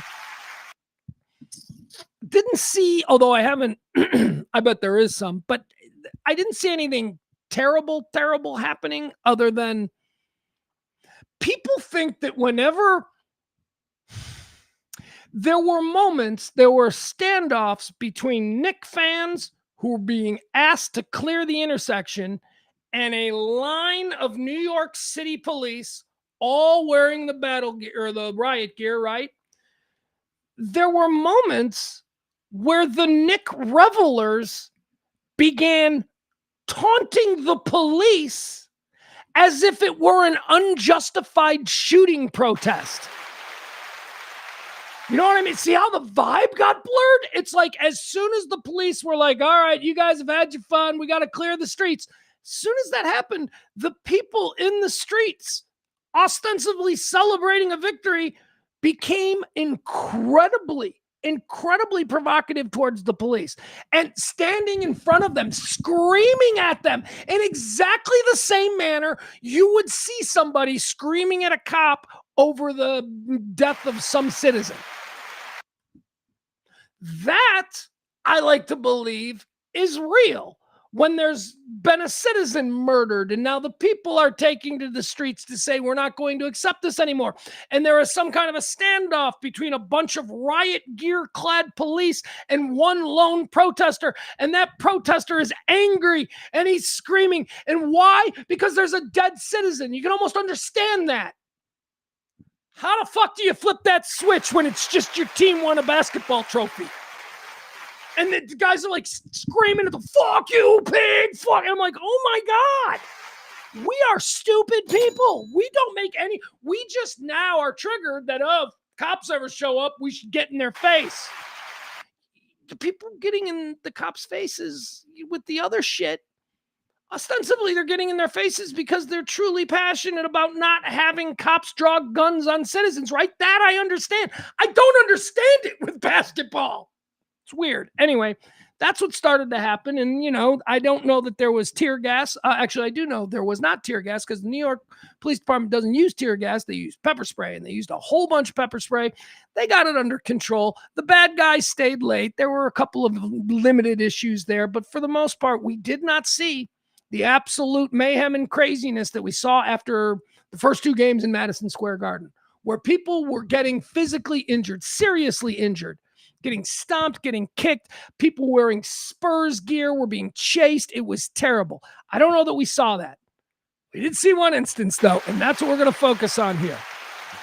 Oh, my son and I watched this happen live. Actually, we saw the end result of it. I don't have video of this, but here's how I jumped into this story, okay? And we're going to show you the full video.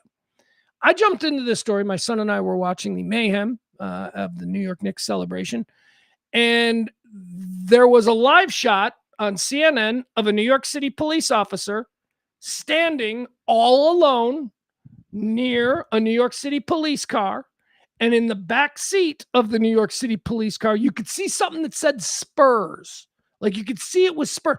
The cop, I believed, I'm like, oh, that's probably a Spur fan. I think the cop grabbed a Spur fan who was getting harassed in the crowd, shoved him in the back of the police car, and is now going to get the Spurs fan out of, trouble.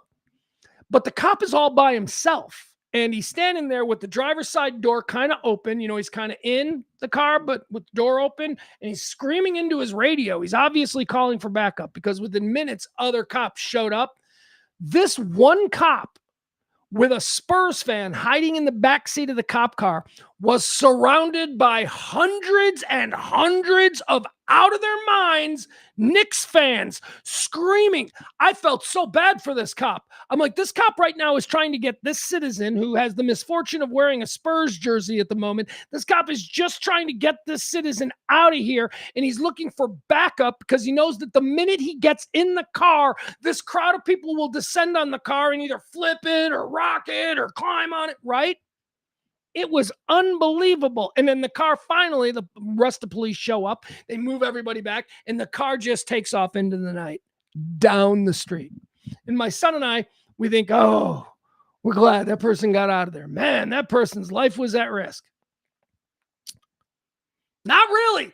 Turns out that was the end of the situation. The dude who was in the backseat of that police car who the cops were protecting was actively looking to take on all comers. We actually have video of him. He's being called the Spurs' final boss. And here's a little fun fact. He's a New Yorker. He lives in New York. He does not like the Spurs. He just put on a Spurs jersey and decided to go out into the streets and get into fights. He was hoping that people would test him because he wanted to beat the fuck out of people. So he put on an old Dennis Rodman number 10 and went down to Madison Square Garden hoping that Knicks fans would test him. And they did. And we've got video of this guy. Holy cow. We're calling him Final Boss. Now, he was finally...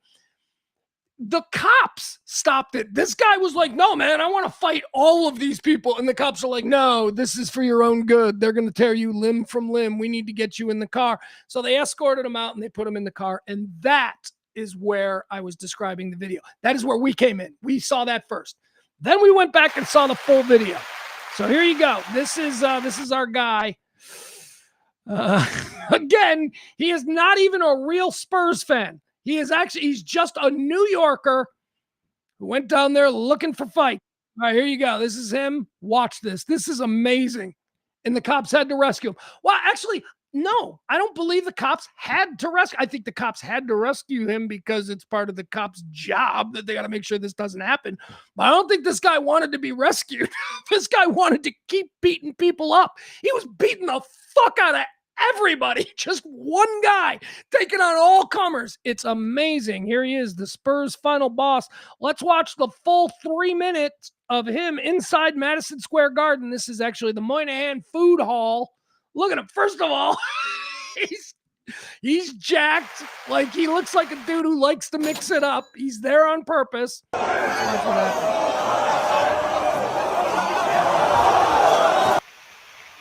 He's going into the crowd.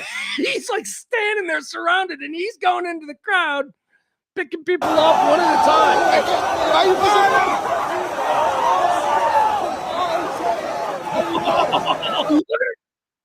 Look at him run. Everybody runs. They like rats when he like leaned towards them. Nobody wanted any of this dude's smoke. Here, look at this guy in the black. This is how a coward fights. Watch this guy. Punches him. Oh, okay, here's another guy that smacks him.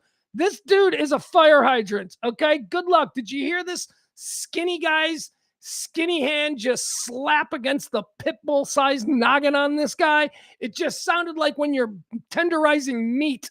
Didn't make any impact. Listen to this. All right, listen to this slap. This is a full-on overhand right to the side of this guy's head. He doesn't even flinch.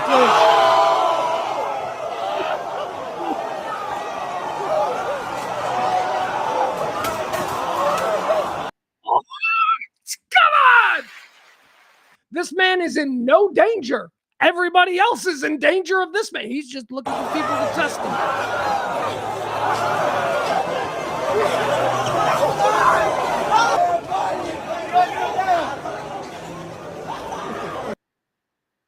Just he walks so nobody's even chasing him. I mean, this is what a boss does. This guy's like, I mean, anybody else would be like, oh, get it out of there. All descend. But because this guy projects such fucking just authority, they're just letting him walk away. This mob doesn't want to do this because he doesn't look scared, because he doesn't look like he's afraid. The minute you show, it's just like with a dog. The minute you show them that you're afraid, that's when they pounce. Nobody's saying, I'm not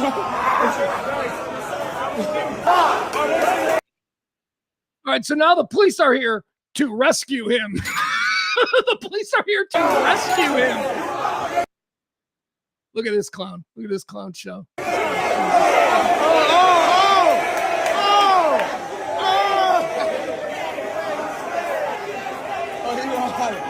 they want it.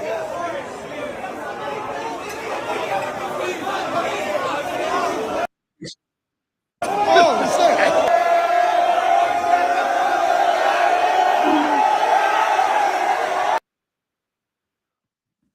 This guy, the cops are keeping him from taking on 1,000 people. It's this one cop who's like, no, man, come on.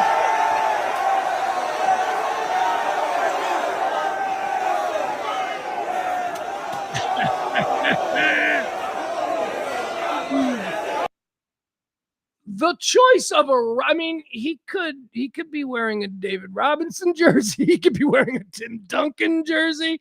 He's wearing a Rodman jersey, and that is just perfection.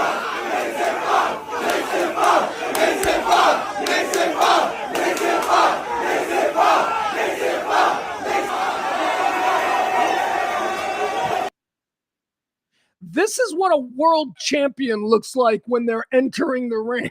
This guy is walking in like a WWE.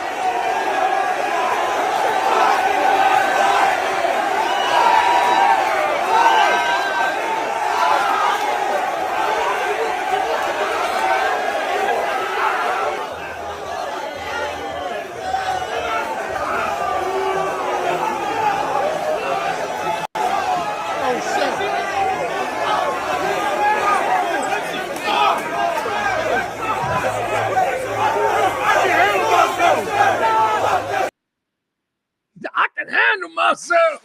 I can handle. Yes, you can, sir. Yes, you can.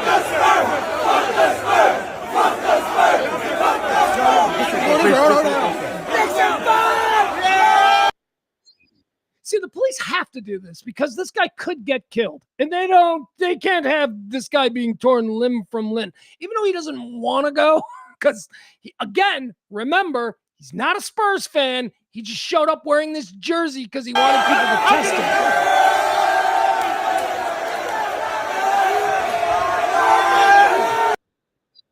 And I guess if you really like to fight, like if you're just a guy who really likes to fight, this would be a way to be able to fight because it would be self-defense. If you're wearing a Spurs jersey, these people come at you, you're going to get to beat the fuck out of them. It's actually brilliant if you're like a social psycho like this guy.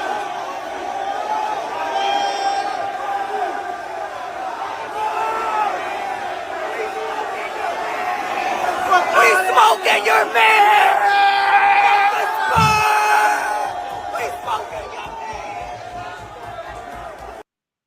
All right, so anyway, they take him outside, they put him in the car, then hundreds and hundreds of people surround the car, and that's where my son and I joined this story live. We're like, what's going on with this car? Why are they going to kill this guy in the car? We felt bad for the guy in the car. We were like, oh, that poor guy in the car. Turns out this is the guy in the car. We did not need to worry about him.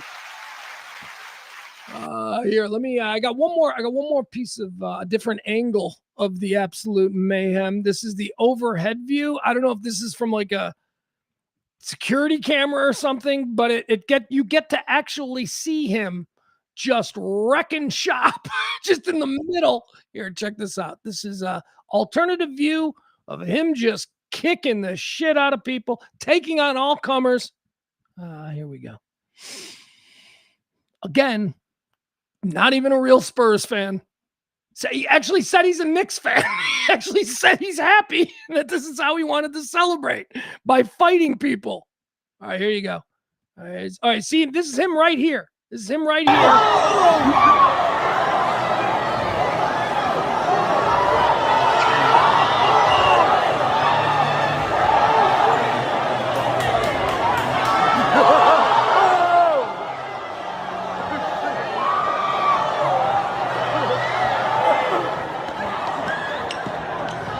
All right, I guess these are the guys filming wrong.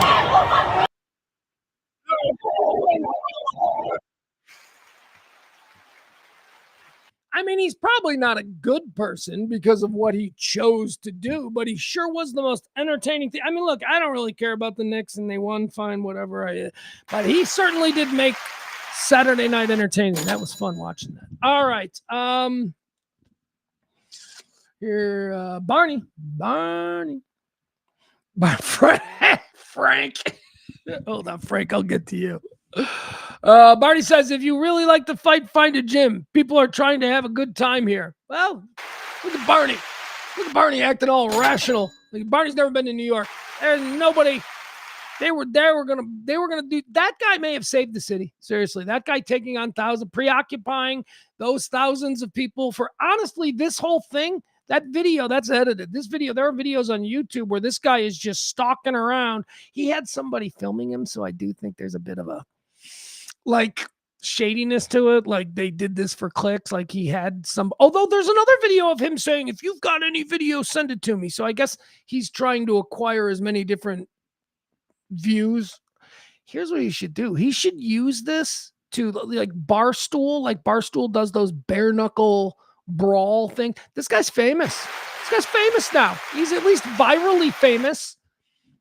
Probably, let him fight Screech from Saved by the Bell. Screech is dead. All right, so let him fight Alfonso Ribeiro. Yeah, let's see a celebrity boxing now. Alfonso Ribeiro versus that guy. Okay.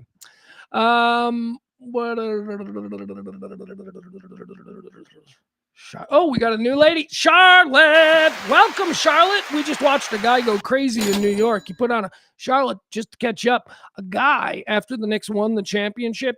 He specifically put on a Dennis Rodman Spurs jersey and then went out into the streets of New York looking for people to mess with him. And it was pretty great. All right, you're all caught up. Welcome, Charlotte.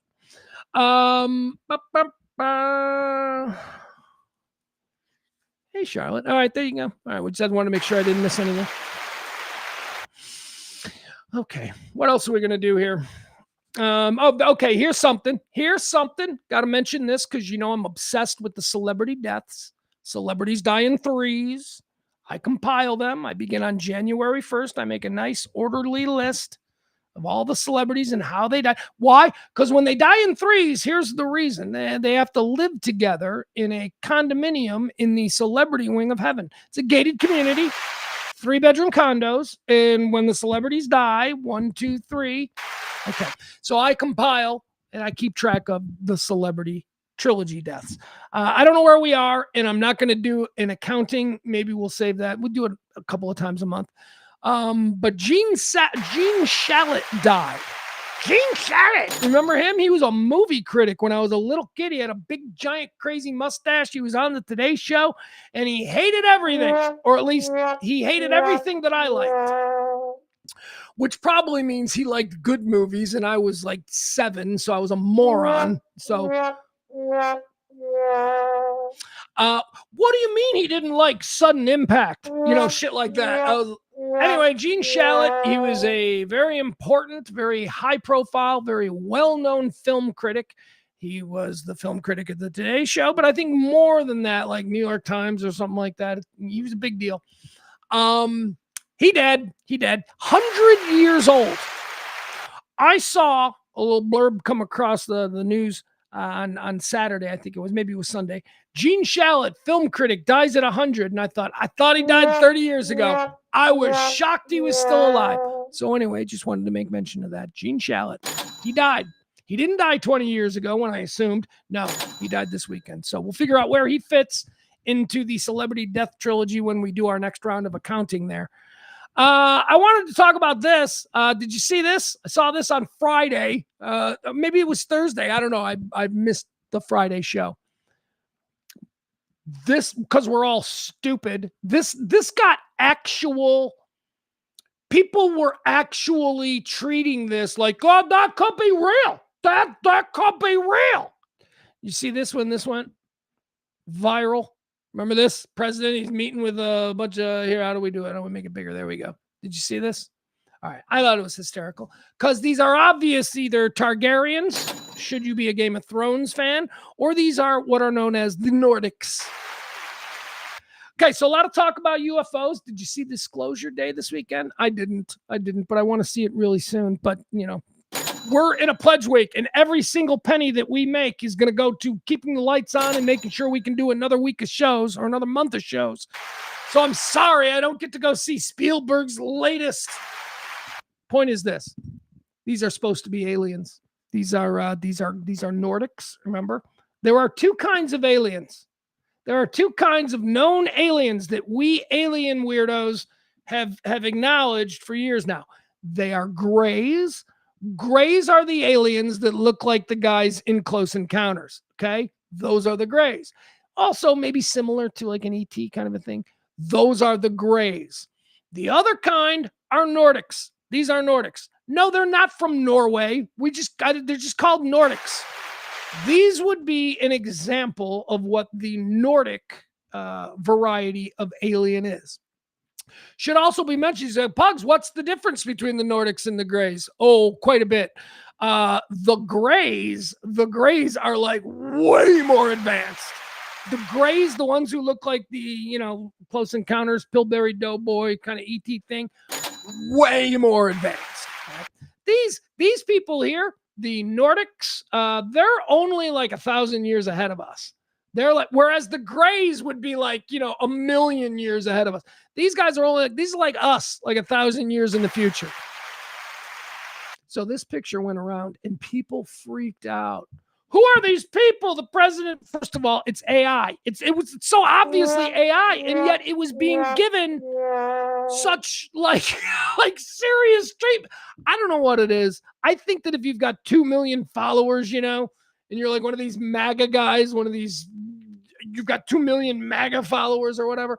I think that your number doesn't mean anything about your credibility, because this was going around MAGA sites. Every site that was promoting this on Friday, or maybe it was Saturday, it was Friday, they all had the American flag. You'd click on, because I was looking, I'm like, who is pushing this? And I'm reading the comments because it's so obviously AI bullshit. I'm reading the comments and people seem to literally think this happened. Oh, well, there's a lot going on because of the UFC, so I imagine that he could easily have snuck out. It's like, this is what people are saying. Anyway, it's not real. This was AI, just in case any of you thought that it might be real. Anyway, I thought it was fun. I thought it was fun that they showed Trump meeting with Nordics. Again, Nordics are only about 1,000 years ahead of us. The Greys, that's a whole different thing, man. The Greys are a lot smarter than us. Al, yes, good. Glad you played. No, Al, there are not 4 kinds. Jesus fucking Christ. We went over this a couple of weeks ago. There are not 4 kinds. There are Greys and there are Nordics. Then there are insectoids and repticons. Those are fucking designed to scare you, because Nordics and Greys are kind of boring. And it's like, no. So, no, but there's also 12-foot ones that look like praying mantises. They're called insectoids. No, stop it. Fox News will go on the air with that because that's how they keep people tuning in. Look, it's an 8-foot cricket or whatever. And then the other ones look like the monster. Strikingly similar. The reptilians, every depiction that they show of the reptilian, strikingly similar to the creature from the Black Lagoon. If you're old enough to remember the creature from the Black Lagoon, that's who they've decided to go with for the no, there are no, I am Al, I'm not wrong. And you're not wrong. I am telling you that in serious UFO circles, with the exception of a few crazy people who are just trying to keep interest up, in serious UFO circles, they do not acknowledge reptilians or the insectoid race. Those were created to keep people interested. Because isn't it scarier when they look like reptiles or insects rather than people from Sweden or, Pillsbury Doughboys? Stop it. They're not lizard people. That's the whole lizard people thing. That's not real. Yikes. I think you're poking at me. I think you know how serious this whole UFO subject is to me, and I think you are poking at me. I think you're doing it on purpose, and that's okay. We'll move on. Anyway, that wasn't real, but that was a fun story. It was a fun story because I enjoyed reading all the comments. All right, so no aliens at the White House.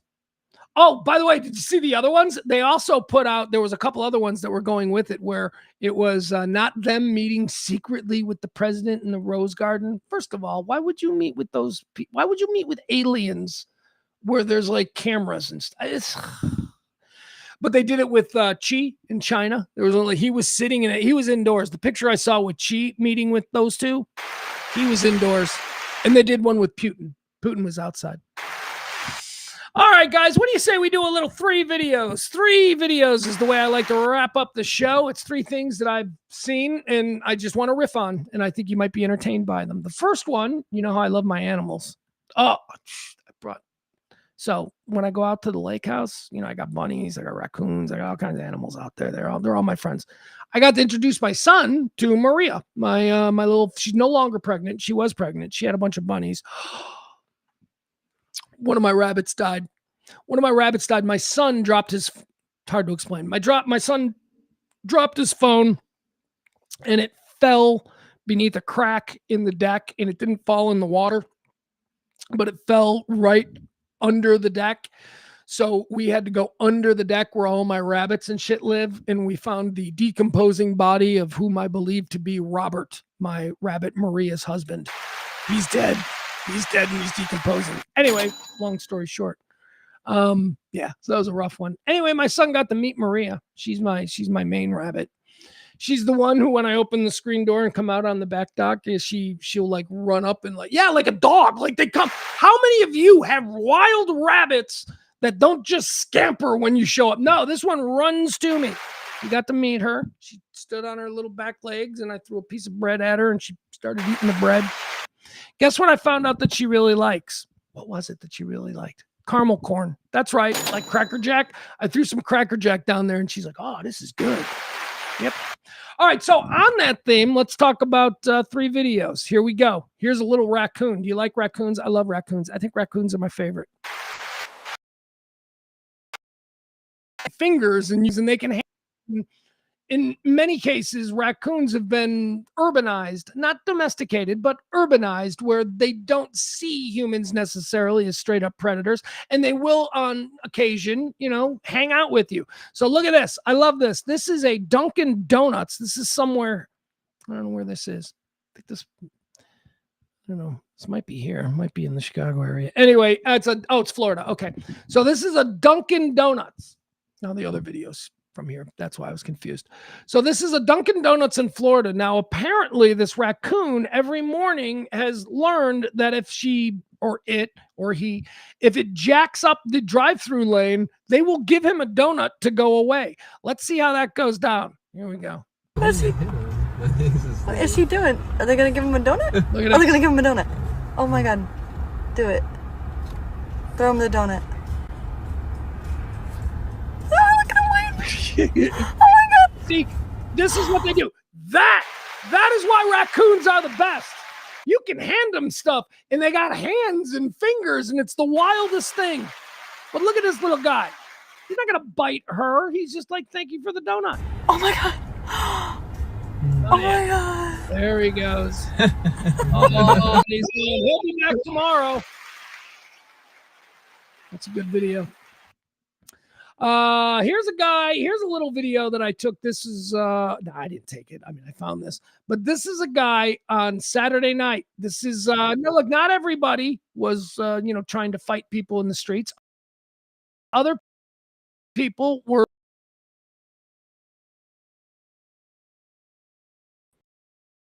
this guy's being called the greatest athlete. All right, so apparently, well, let's just watch him. He's putting things on his head. Yo, he does that. Yo, chill with the garbage. Yeah, but Garbage on his head? chill with the garbage. Nah, gang. Nah. Watch this. Nah. Nah. Nah. Nah. Nah. Nah. Now watch. No, Watch what he's no gonna way. No way. He got the garbage on his head. He got the garbage on his head.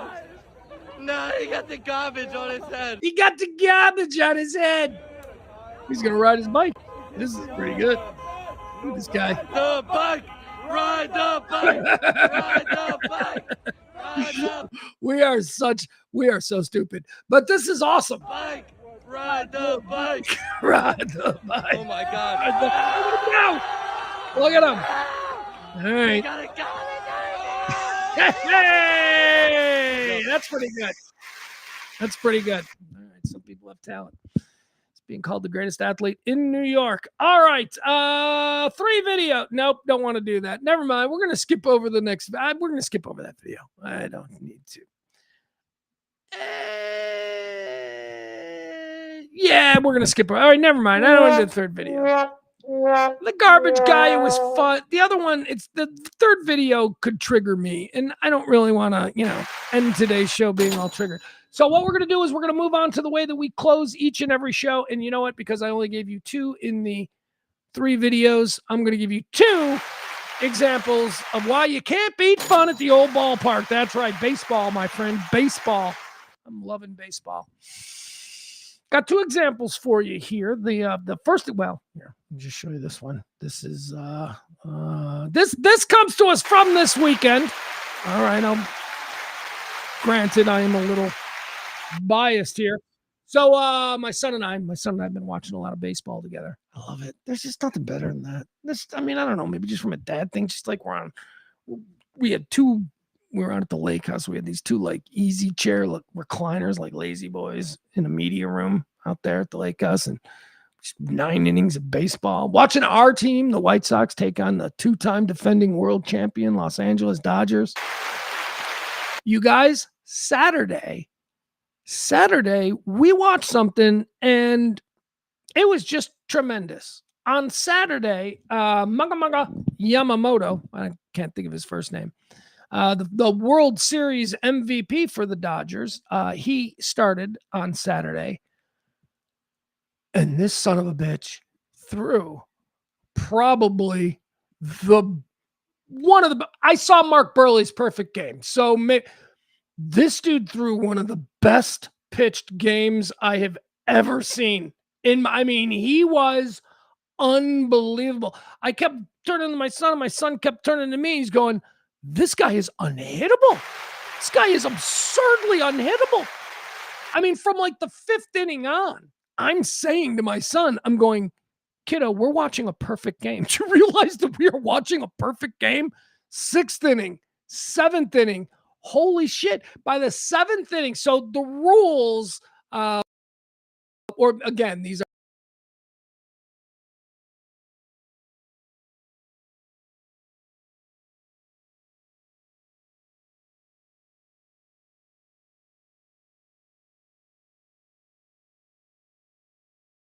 you don't even make it loud. You don't say it out loud. You don't even mention it until at least the 8th inning. That's it. The 8th inning is where you as the home team can go, we've got a fucking perfect game. I didn't want to jinx it earlier, but we've got 8th inning is when you can do it. Now, the White Sox broadcasters started talking about it an inning earlier in the 7th. Why? Because they wanted to jinx it. So again, I'm watching the White Sox side of this absolutely gorgeous game being pitched against us. And the White Sox broadcasters, right around the 7th inning, they put the giant banner on the screen. Perfect game alert. Perfect game alert. And it was really something, man. Just because there were a number of situations where it looked like it was over and then it wasn't over, and, great defensive plays or just incredibly placed pitches that just froze batters for 3rd strikes. It was truly great. And it was happening to my team, and nobody likes to watch your team be victimized by a perfect game. However, something crazy happened. And as I like to always remind you, you cannot beat fun at the old ballpark. So 38,000 fans there, a sold out game on the south side of Chicago. 8th inning, they all stayed. They didn't go anywhere. We're talking history. A perfect game being thrown on the south side. Let's see how that ended up. The 1-1 to my draw. Rolled to short. Bobbled by Betts, and my draw's aboard. Oh. Mookie Betts blew a perfect game for Yamamoto by booting what is a pretty routine ground ball up the middle. Now, we don't see this. We don't see it here because I don't have the clip of it, but there's a moment a little bit as soon as the inning is over and they go back into the dugout. There is a moment where Mookie Betts puts his head down and walks into the dugout, and the first person he walks past is Yamamoto, the pitcher who just had his perfect game blown because of an error on the part of Mookie Betts. And baseball, man, teammates. Betts walks by, Yamamoto stops him, gives him a hug, and then slaps him on the butt. And Betts gave him a smile, picked his chin up, and walked out. It was just beautiful. Because do you know how terrible Mookie Betts feels right here? There's only been how many perfect games in the history of baseball? It is such a rarity, and it is such a thing for a pitcher to be able to have. So few of them have it, and he blew it for this guy. I mean, he blew it for this guy. The 1-1 to my draw. Rolled to short. Bobbled by Betts, and my draw's aboard.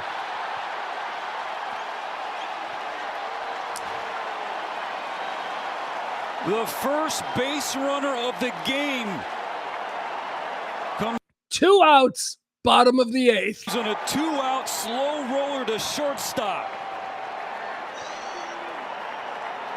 All right. So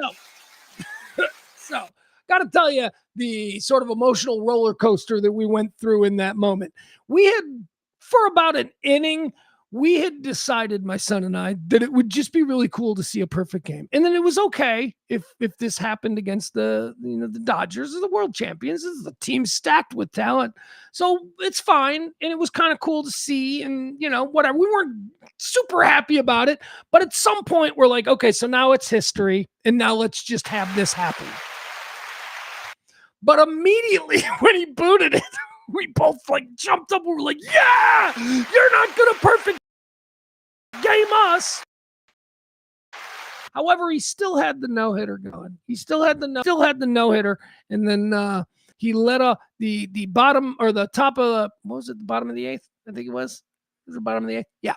So the White Sox came to bat the next time, and he still had the no-hitter going. And Tristan Peters, formerly of the Savannah Bananas, hits a solo home run. And so now he doesn't even have the no-hitter. Doesn't have the no-hitter, doesn't have the shutout, has the complete game, doesn't have the perfect game. It all fell apart so quickly for him. And I got to tell you, it was one of the most admirable pitching out. He stayed out there on the mound even after it all went to shit. The people, the White Sox fans, when he came off the mound, a standing ovation, everybody was recognizing what we had seen. Can't beat fun at the old ballpark. Incredible. And so we didn't see history, but also we didn't get no hit. We didn't get no hit or perfect gamed. So that's, I guess, good. All right, number 2. I want to show you this. This also comes local. This is can't beat fun at the old ballpark. It is state championship season.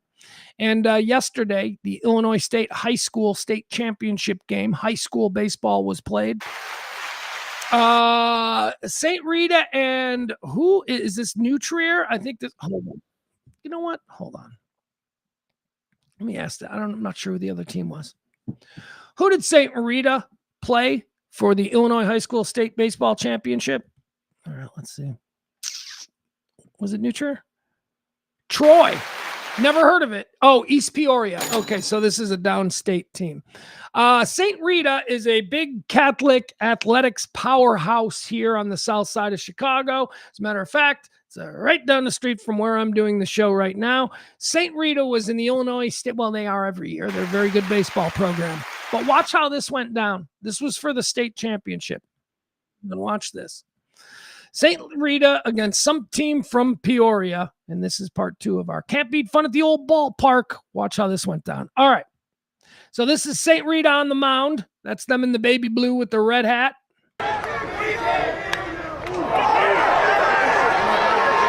All right. So you're seeing this. This is a pop foul to win the state championship.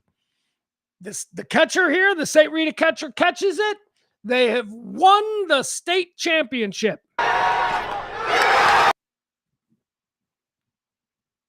See him catch it? And then immediately he did that thing where you catch it and you throw it. Like he's celebrating. He just won a state championship. There are other angles. He didn't bobble it, didn't fall out of his mitt. He very deliberately just caught it and immediately threw it away and then went to celebrate. Well, the umpire said he dropped it. The umpire said this catcher dropped it. Now, again, he a little cocky. You got to learn to be a little bit more, he shouldn't have just been he shouldn't have just flicked the ball out of his mitt. Watch it again. Again, this is for the state championship. This is a kid just emotionally insane right now. All he's ever wanted to do was win a state championship. So that's what's going on.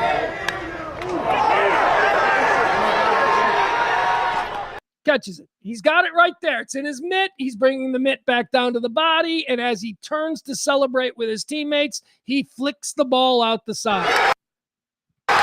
See, there it is right there. There's the ball as he's turning to celebrate. Did he have possession long enough? No. The umpire said no, that is not a clean catch. So one more time.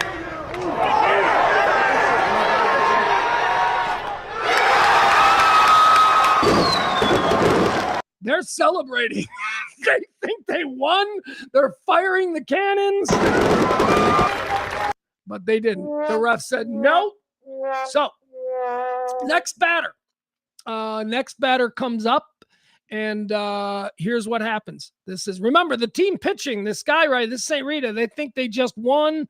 They just celebrated, and now they're like, what do you mean no? So now they got to go back and play defense.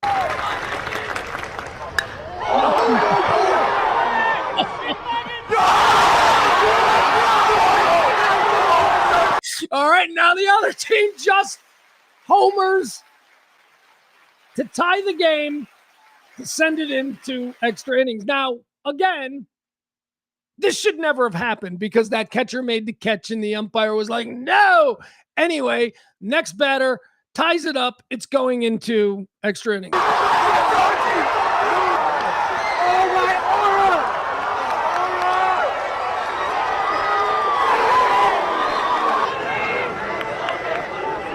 There you go. Very first batter.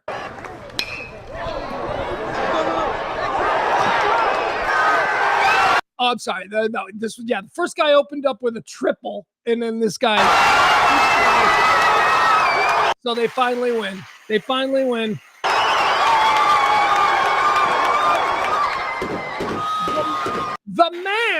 man tried to take the title away from him. What a game, man. What an incredible game. St. Rita, congratulations, state champions. Even though the man tried to take it away from him. That umpire. That umpire's a dick. Seriously, he tried to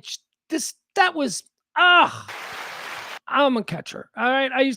He obviously caught that ball. He had possession of it. And then he just flicked it away. And the umpire was like, I didn't like how you did that. You think you're cocky? Well, guess what? Play on. Like, that's kind of the vibe that I got from it. But all right. All right, guys, I got nothing else. I want to thank you. Oh, reptilian and insectoids. I left that on.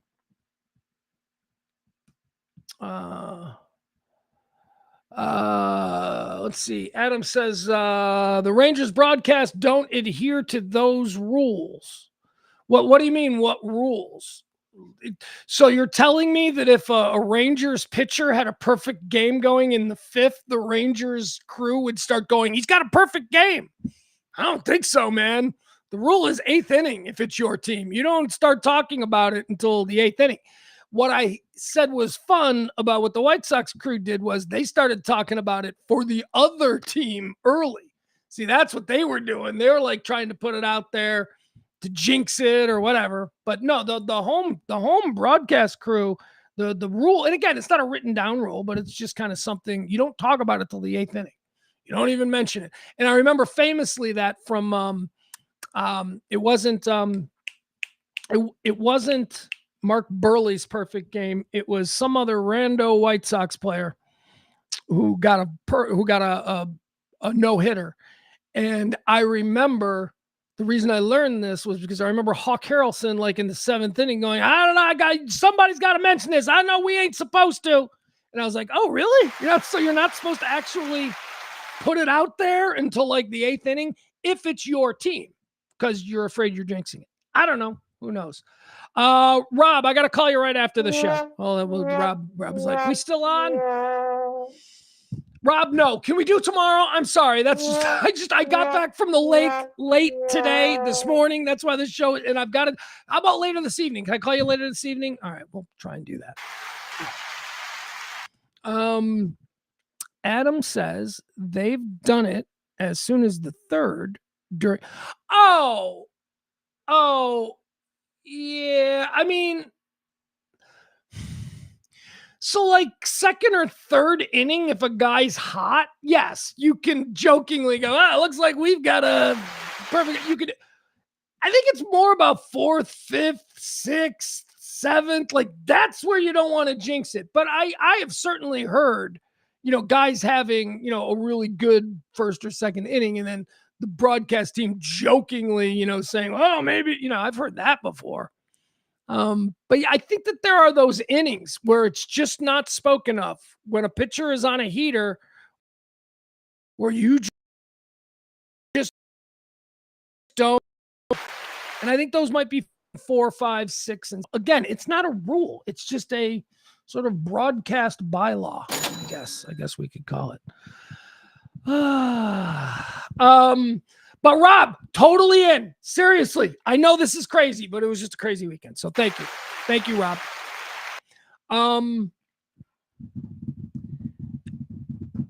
Something else I wanted to mention. Well, the first hit of a game, like Hawk Harrelson, who was the voice of the Chicago White Sox for like 30 years, 40 years. The first hit of the game, he would always say you can cancel the post-game show. So that was sort of an allusion to the idea of a no-hitter. But that was because, see, that's so old school. Dude, there used to only be post-game shows if something special happened during the game. So when Hawk Harrelson would say, well, you go ahead and cancel the post-game show. Like, we're still doing a post-game show because it's 2015, and we've been doing post-game shows because we can sell commercials. But yeah, like back in the 70s and 80s, when the game ended, all right, so long from Wrigley Field or wherever, and they just go. There wasn't like this, Home Depot presents the Home Depot post-game. That's a new thing. But yeah, Hawk Harrelson, that was his line. First hit of the game. Anybody got hit? Because that meant that there wouldn't be a post-game show because of a no-hitter. Because a no-hitter would definitely get a post-game show. You can cancel the post-game show. Well, I've never really broken that down. I guess I've never really thought about what that meant before. But here we are. Yeah, they are. Yeah, they are. Jesus, yeah. Rangers have one of the, but you guys, I mean, I'm a snob for this shit, right? I mean, there are certain cities that have their guys who have been there, and then I can hear like little chunks of, I'll be like, it doesn't really do anything to me. One of the first thing that I was drawn to about the Rangers was that Nadal's great. He is great. He's had a couple other guys too over the years, but he is the consistent for me.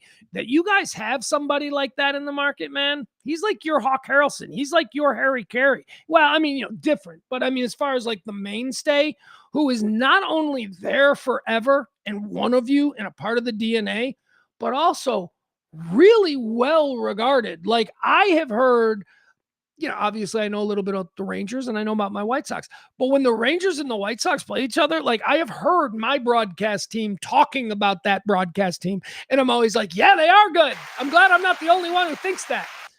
Dallas is spoiled with their baseball stuff. Dallas has, Texas, sorry, because they're the Rangers, but no, that's an incredible team. I like mine too, though. I like, I love my Steve Stone. I love my Steve Stone. I loved my Stone and Benetti. When it was Jason Benetti and Steve Stone, I would have argued that we have the absolute best play-by-play, most entertaining play-by-play and color team in baseball. But now we got this guy named John Schriffen, who's growing on. Imagine this guy. He's had to take over for the very popular Jason Benetti. Jason Benetti, who is a South Side kid who grew up his whole life a White Sox fan, who ended up going to the Detroit Tigers because the owner of the White Sox wouldn't pay him what he was worth. But we digress. So we got this new guy. Well, not new guy. He's been on the team now for 4 years. He's been the broadcast voice with Steve Stone, the legendary Steve Stone. Steve Stone, of course, famously Harry Carey's partner for 40 years. So Steve Stone now has this new guy, John Schriffen, and we all hated him. Everybody was so mean to this John Schriffen guy for like the first 3 years. But remember, they were setting records for the worst team in baseball. So we were all still salty about losing Benetti. So now we have this new guy. Our team sucks. So we really hated Schriffen. Guess what? This year, suddenly we like Schriffen. Suddenly everybody's like, you know what? This guy's growing on us. Yeah, because the team is fun to watch. And anyway, I could go on forever talking about baseball, but I've still got to unload my car. My car is filled with shit from the weekend. We got to do that. I got to get the kid food. I got to go to the grocery store because we've got nothing here because we took all the food for the weekend. All right, guys. Does it 2000. I've been listening to the broadcast since 2010. I don't agree with you saying they don't practice the jinxing in a no-hitter or a perfect game. I don't know what that means. One more time, I just want to make myself clear. If the broadcast crew, the home team broadcast crew, if the home team's pitcher is just balling out and has a no-hitter or a perfect game, the rule, the unspoken rule, is that the home team does not mention their home team pitcher's perfect game until the 8th inning. Reason being, if they say it too early, they jinxed it, right? That's kind of and by the way, don't be like, oh, that's not how baseball is. Baseball is the most superstitious sport of all the sports. They're insanely superstitious in baseball. Anyway, that's the reason for it. You do not mention it if it's your home pitcher, your home team pitcher, the pitcher who you are calling. You do not mention it if they're the ones having the good game. If the other team's pitcher is having the good game, there are no rules. You can say it as early as because you're trying to fuck with the mojo. You want it out there so that it doesn't happen. Get it? I just want to be clear as to what I am saying. I do not know how the Rangers team handles it. I do know how the White Sox team handled it on Saturday when it was the other team's pitcher who was on the verge of a perfect game. The White Sox color guys, play-by-play guys, they started talking about it in the 7th inning, or that they mentioned it in the 6th inning, and then they put the full-on banner on the screen, the permanent banner, perfect game alert. They did that in the 7th. And I promise you, the Dodgers play-by-play crew didn't mention it until an inning later. That's just how it is. You don't want to jinx them. So the home broadcast team, you get what I'm saying. Why do I feel like I need to over-explain it? We're not arguing. I'm just trying to make sure that I'm clear as to what I'm saying. And I never am. All right, I love you guys. We're going to take a break of about 24 hours. 20 hours. We're going to take a 20-hour break, okay? And then we'll be back tomorrow at noon. Tomorrow will be a full noon show, normal. I wanted to get Maddie on, but we'll have Maddie on tomorrow because I got stuff I want to talk to her about specifically. So I'm sorry. Let's thank our heroes, right? Isn't that what we call them? That's right. The heroes of the Pledge Week heroes. Pledge Week heroes. Thank you, folks. Tracy D, Peter, Barney, Mama B, Heidi, Peter again, and April. They've pledged. They've dropped a little something in either the Venmo or the Cash App to help us get to our goal. We'll do it more seriously tomorrow. We'll have the number and we'll talk about what we need and see if we can get there. But until then, just you guys have a great day. How's the weather where you are? Well, I've got it on my phone. The weather here is crazy cool. And by cool, I mean quite literally, it is 78 degrees and sunny. Do you know that's heaven? That is what heaven is supposed to be. When you want to know what the weather in heaven is going to be, permanently 78 and sunny. Partly cloudy.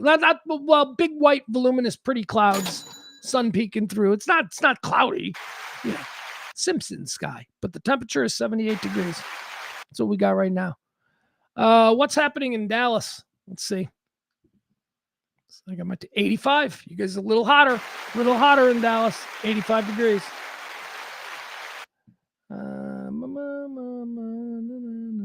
Got some rain coming later in the week in Dallas. guess that's it, right? Trying to think, is there anything else? I've been out of sorts today. Tomorrow's going to be such a better show. It's going to be such a better show. I promise you. We're going to have everything tomorrow. We'll have jugglers. We'll have circus elephants. I promise you. Today I felt a little scattered. All right. I love you guys. We'll see you back here tomorrow at noon. Please like, follow, and subscribe, and tell a friend. Okay. Oh,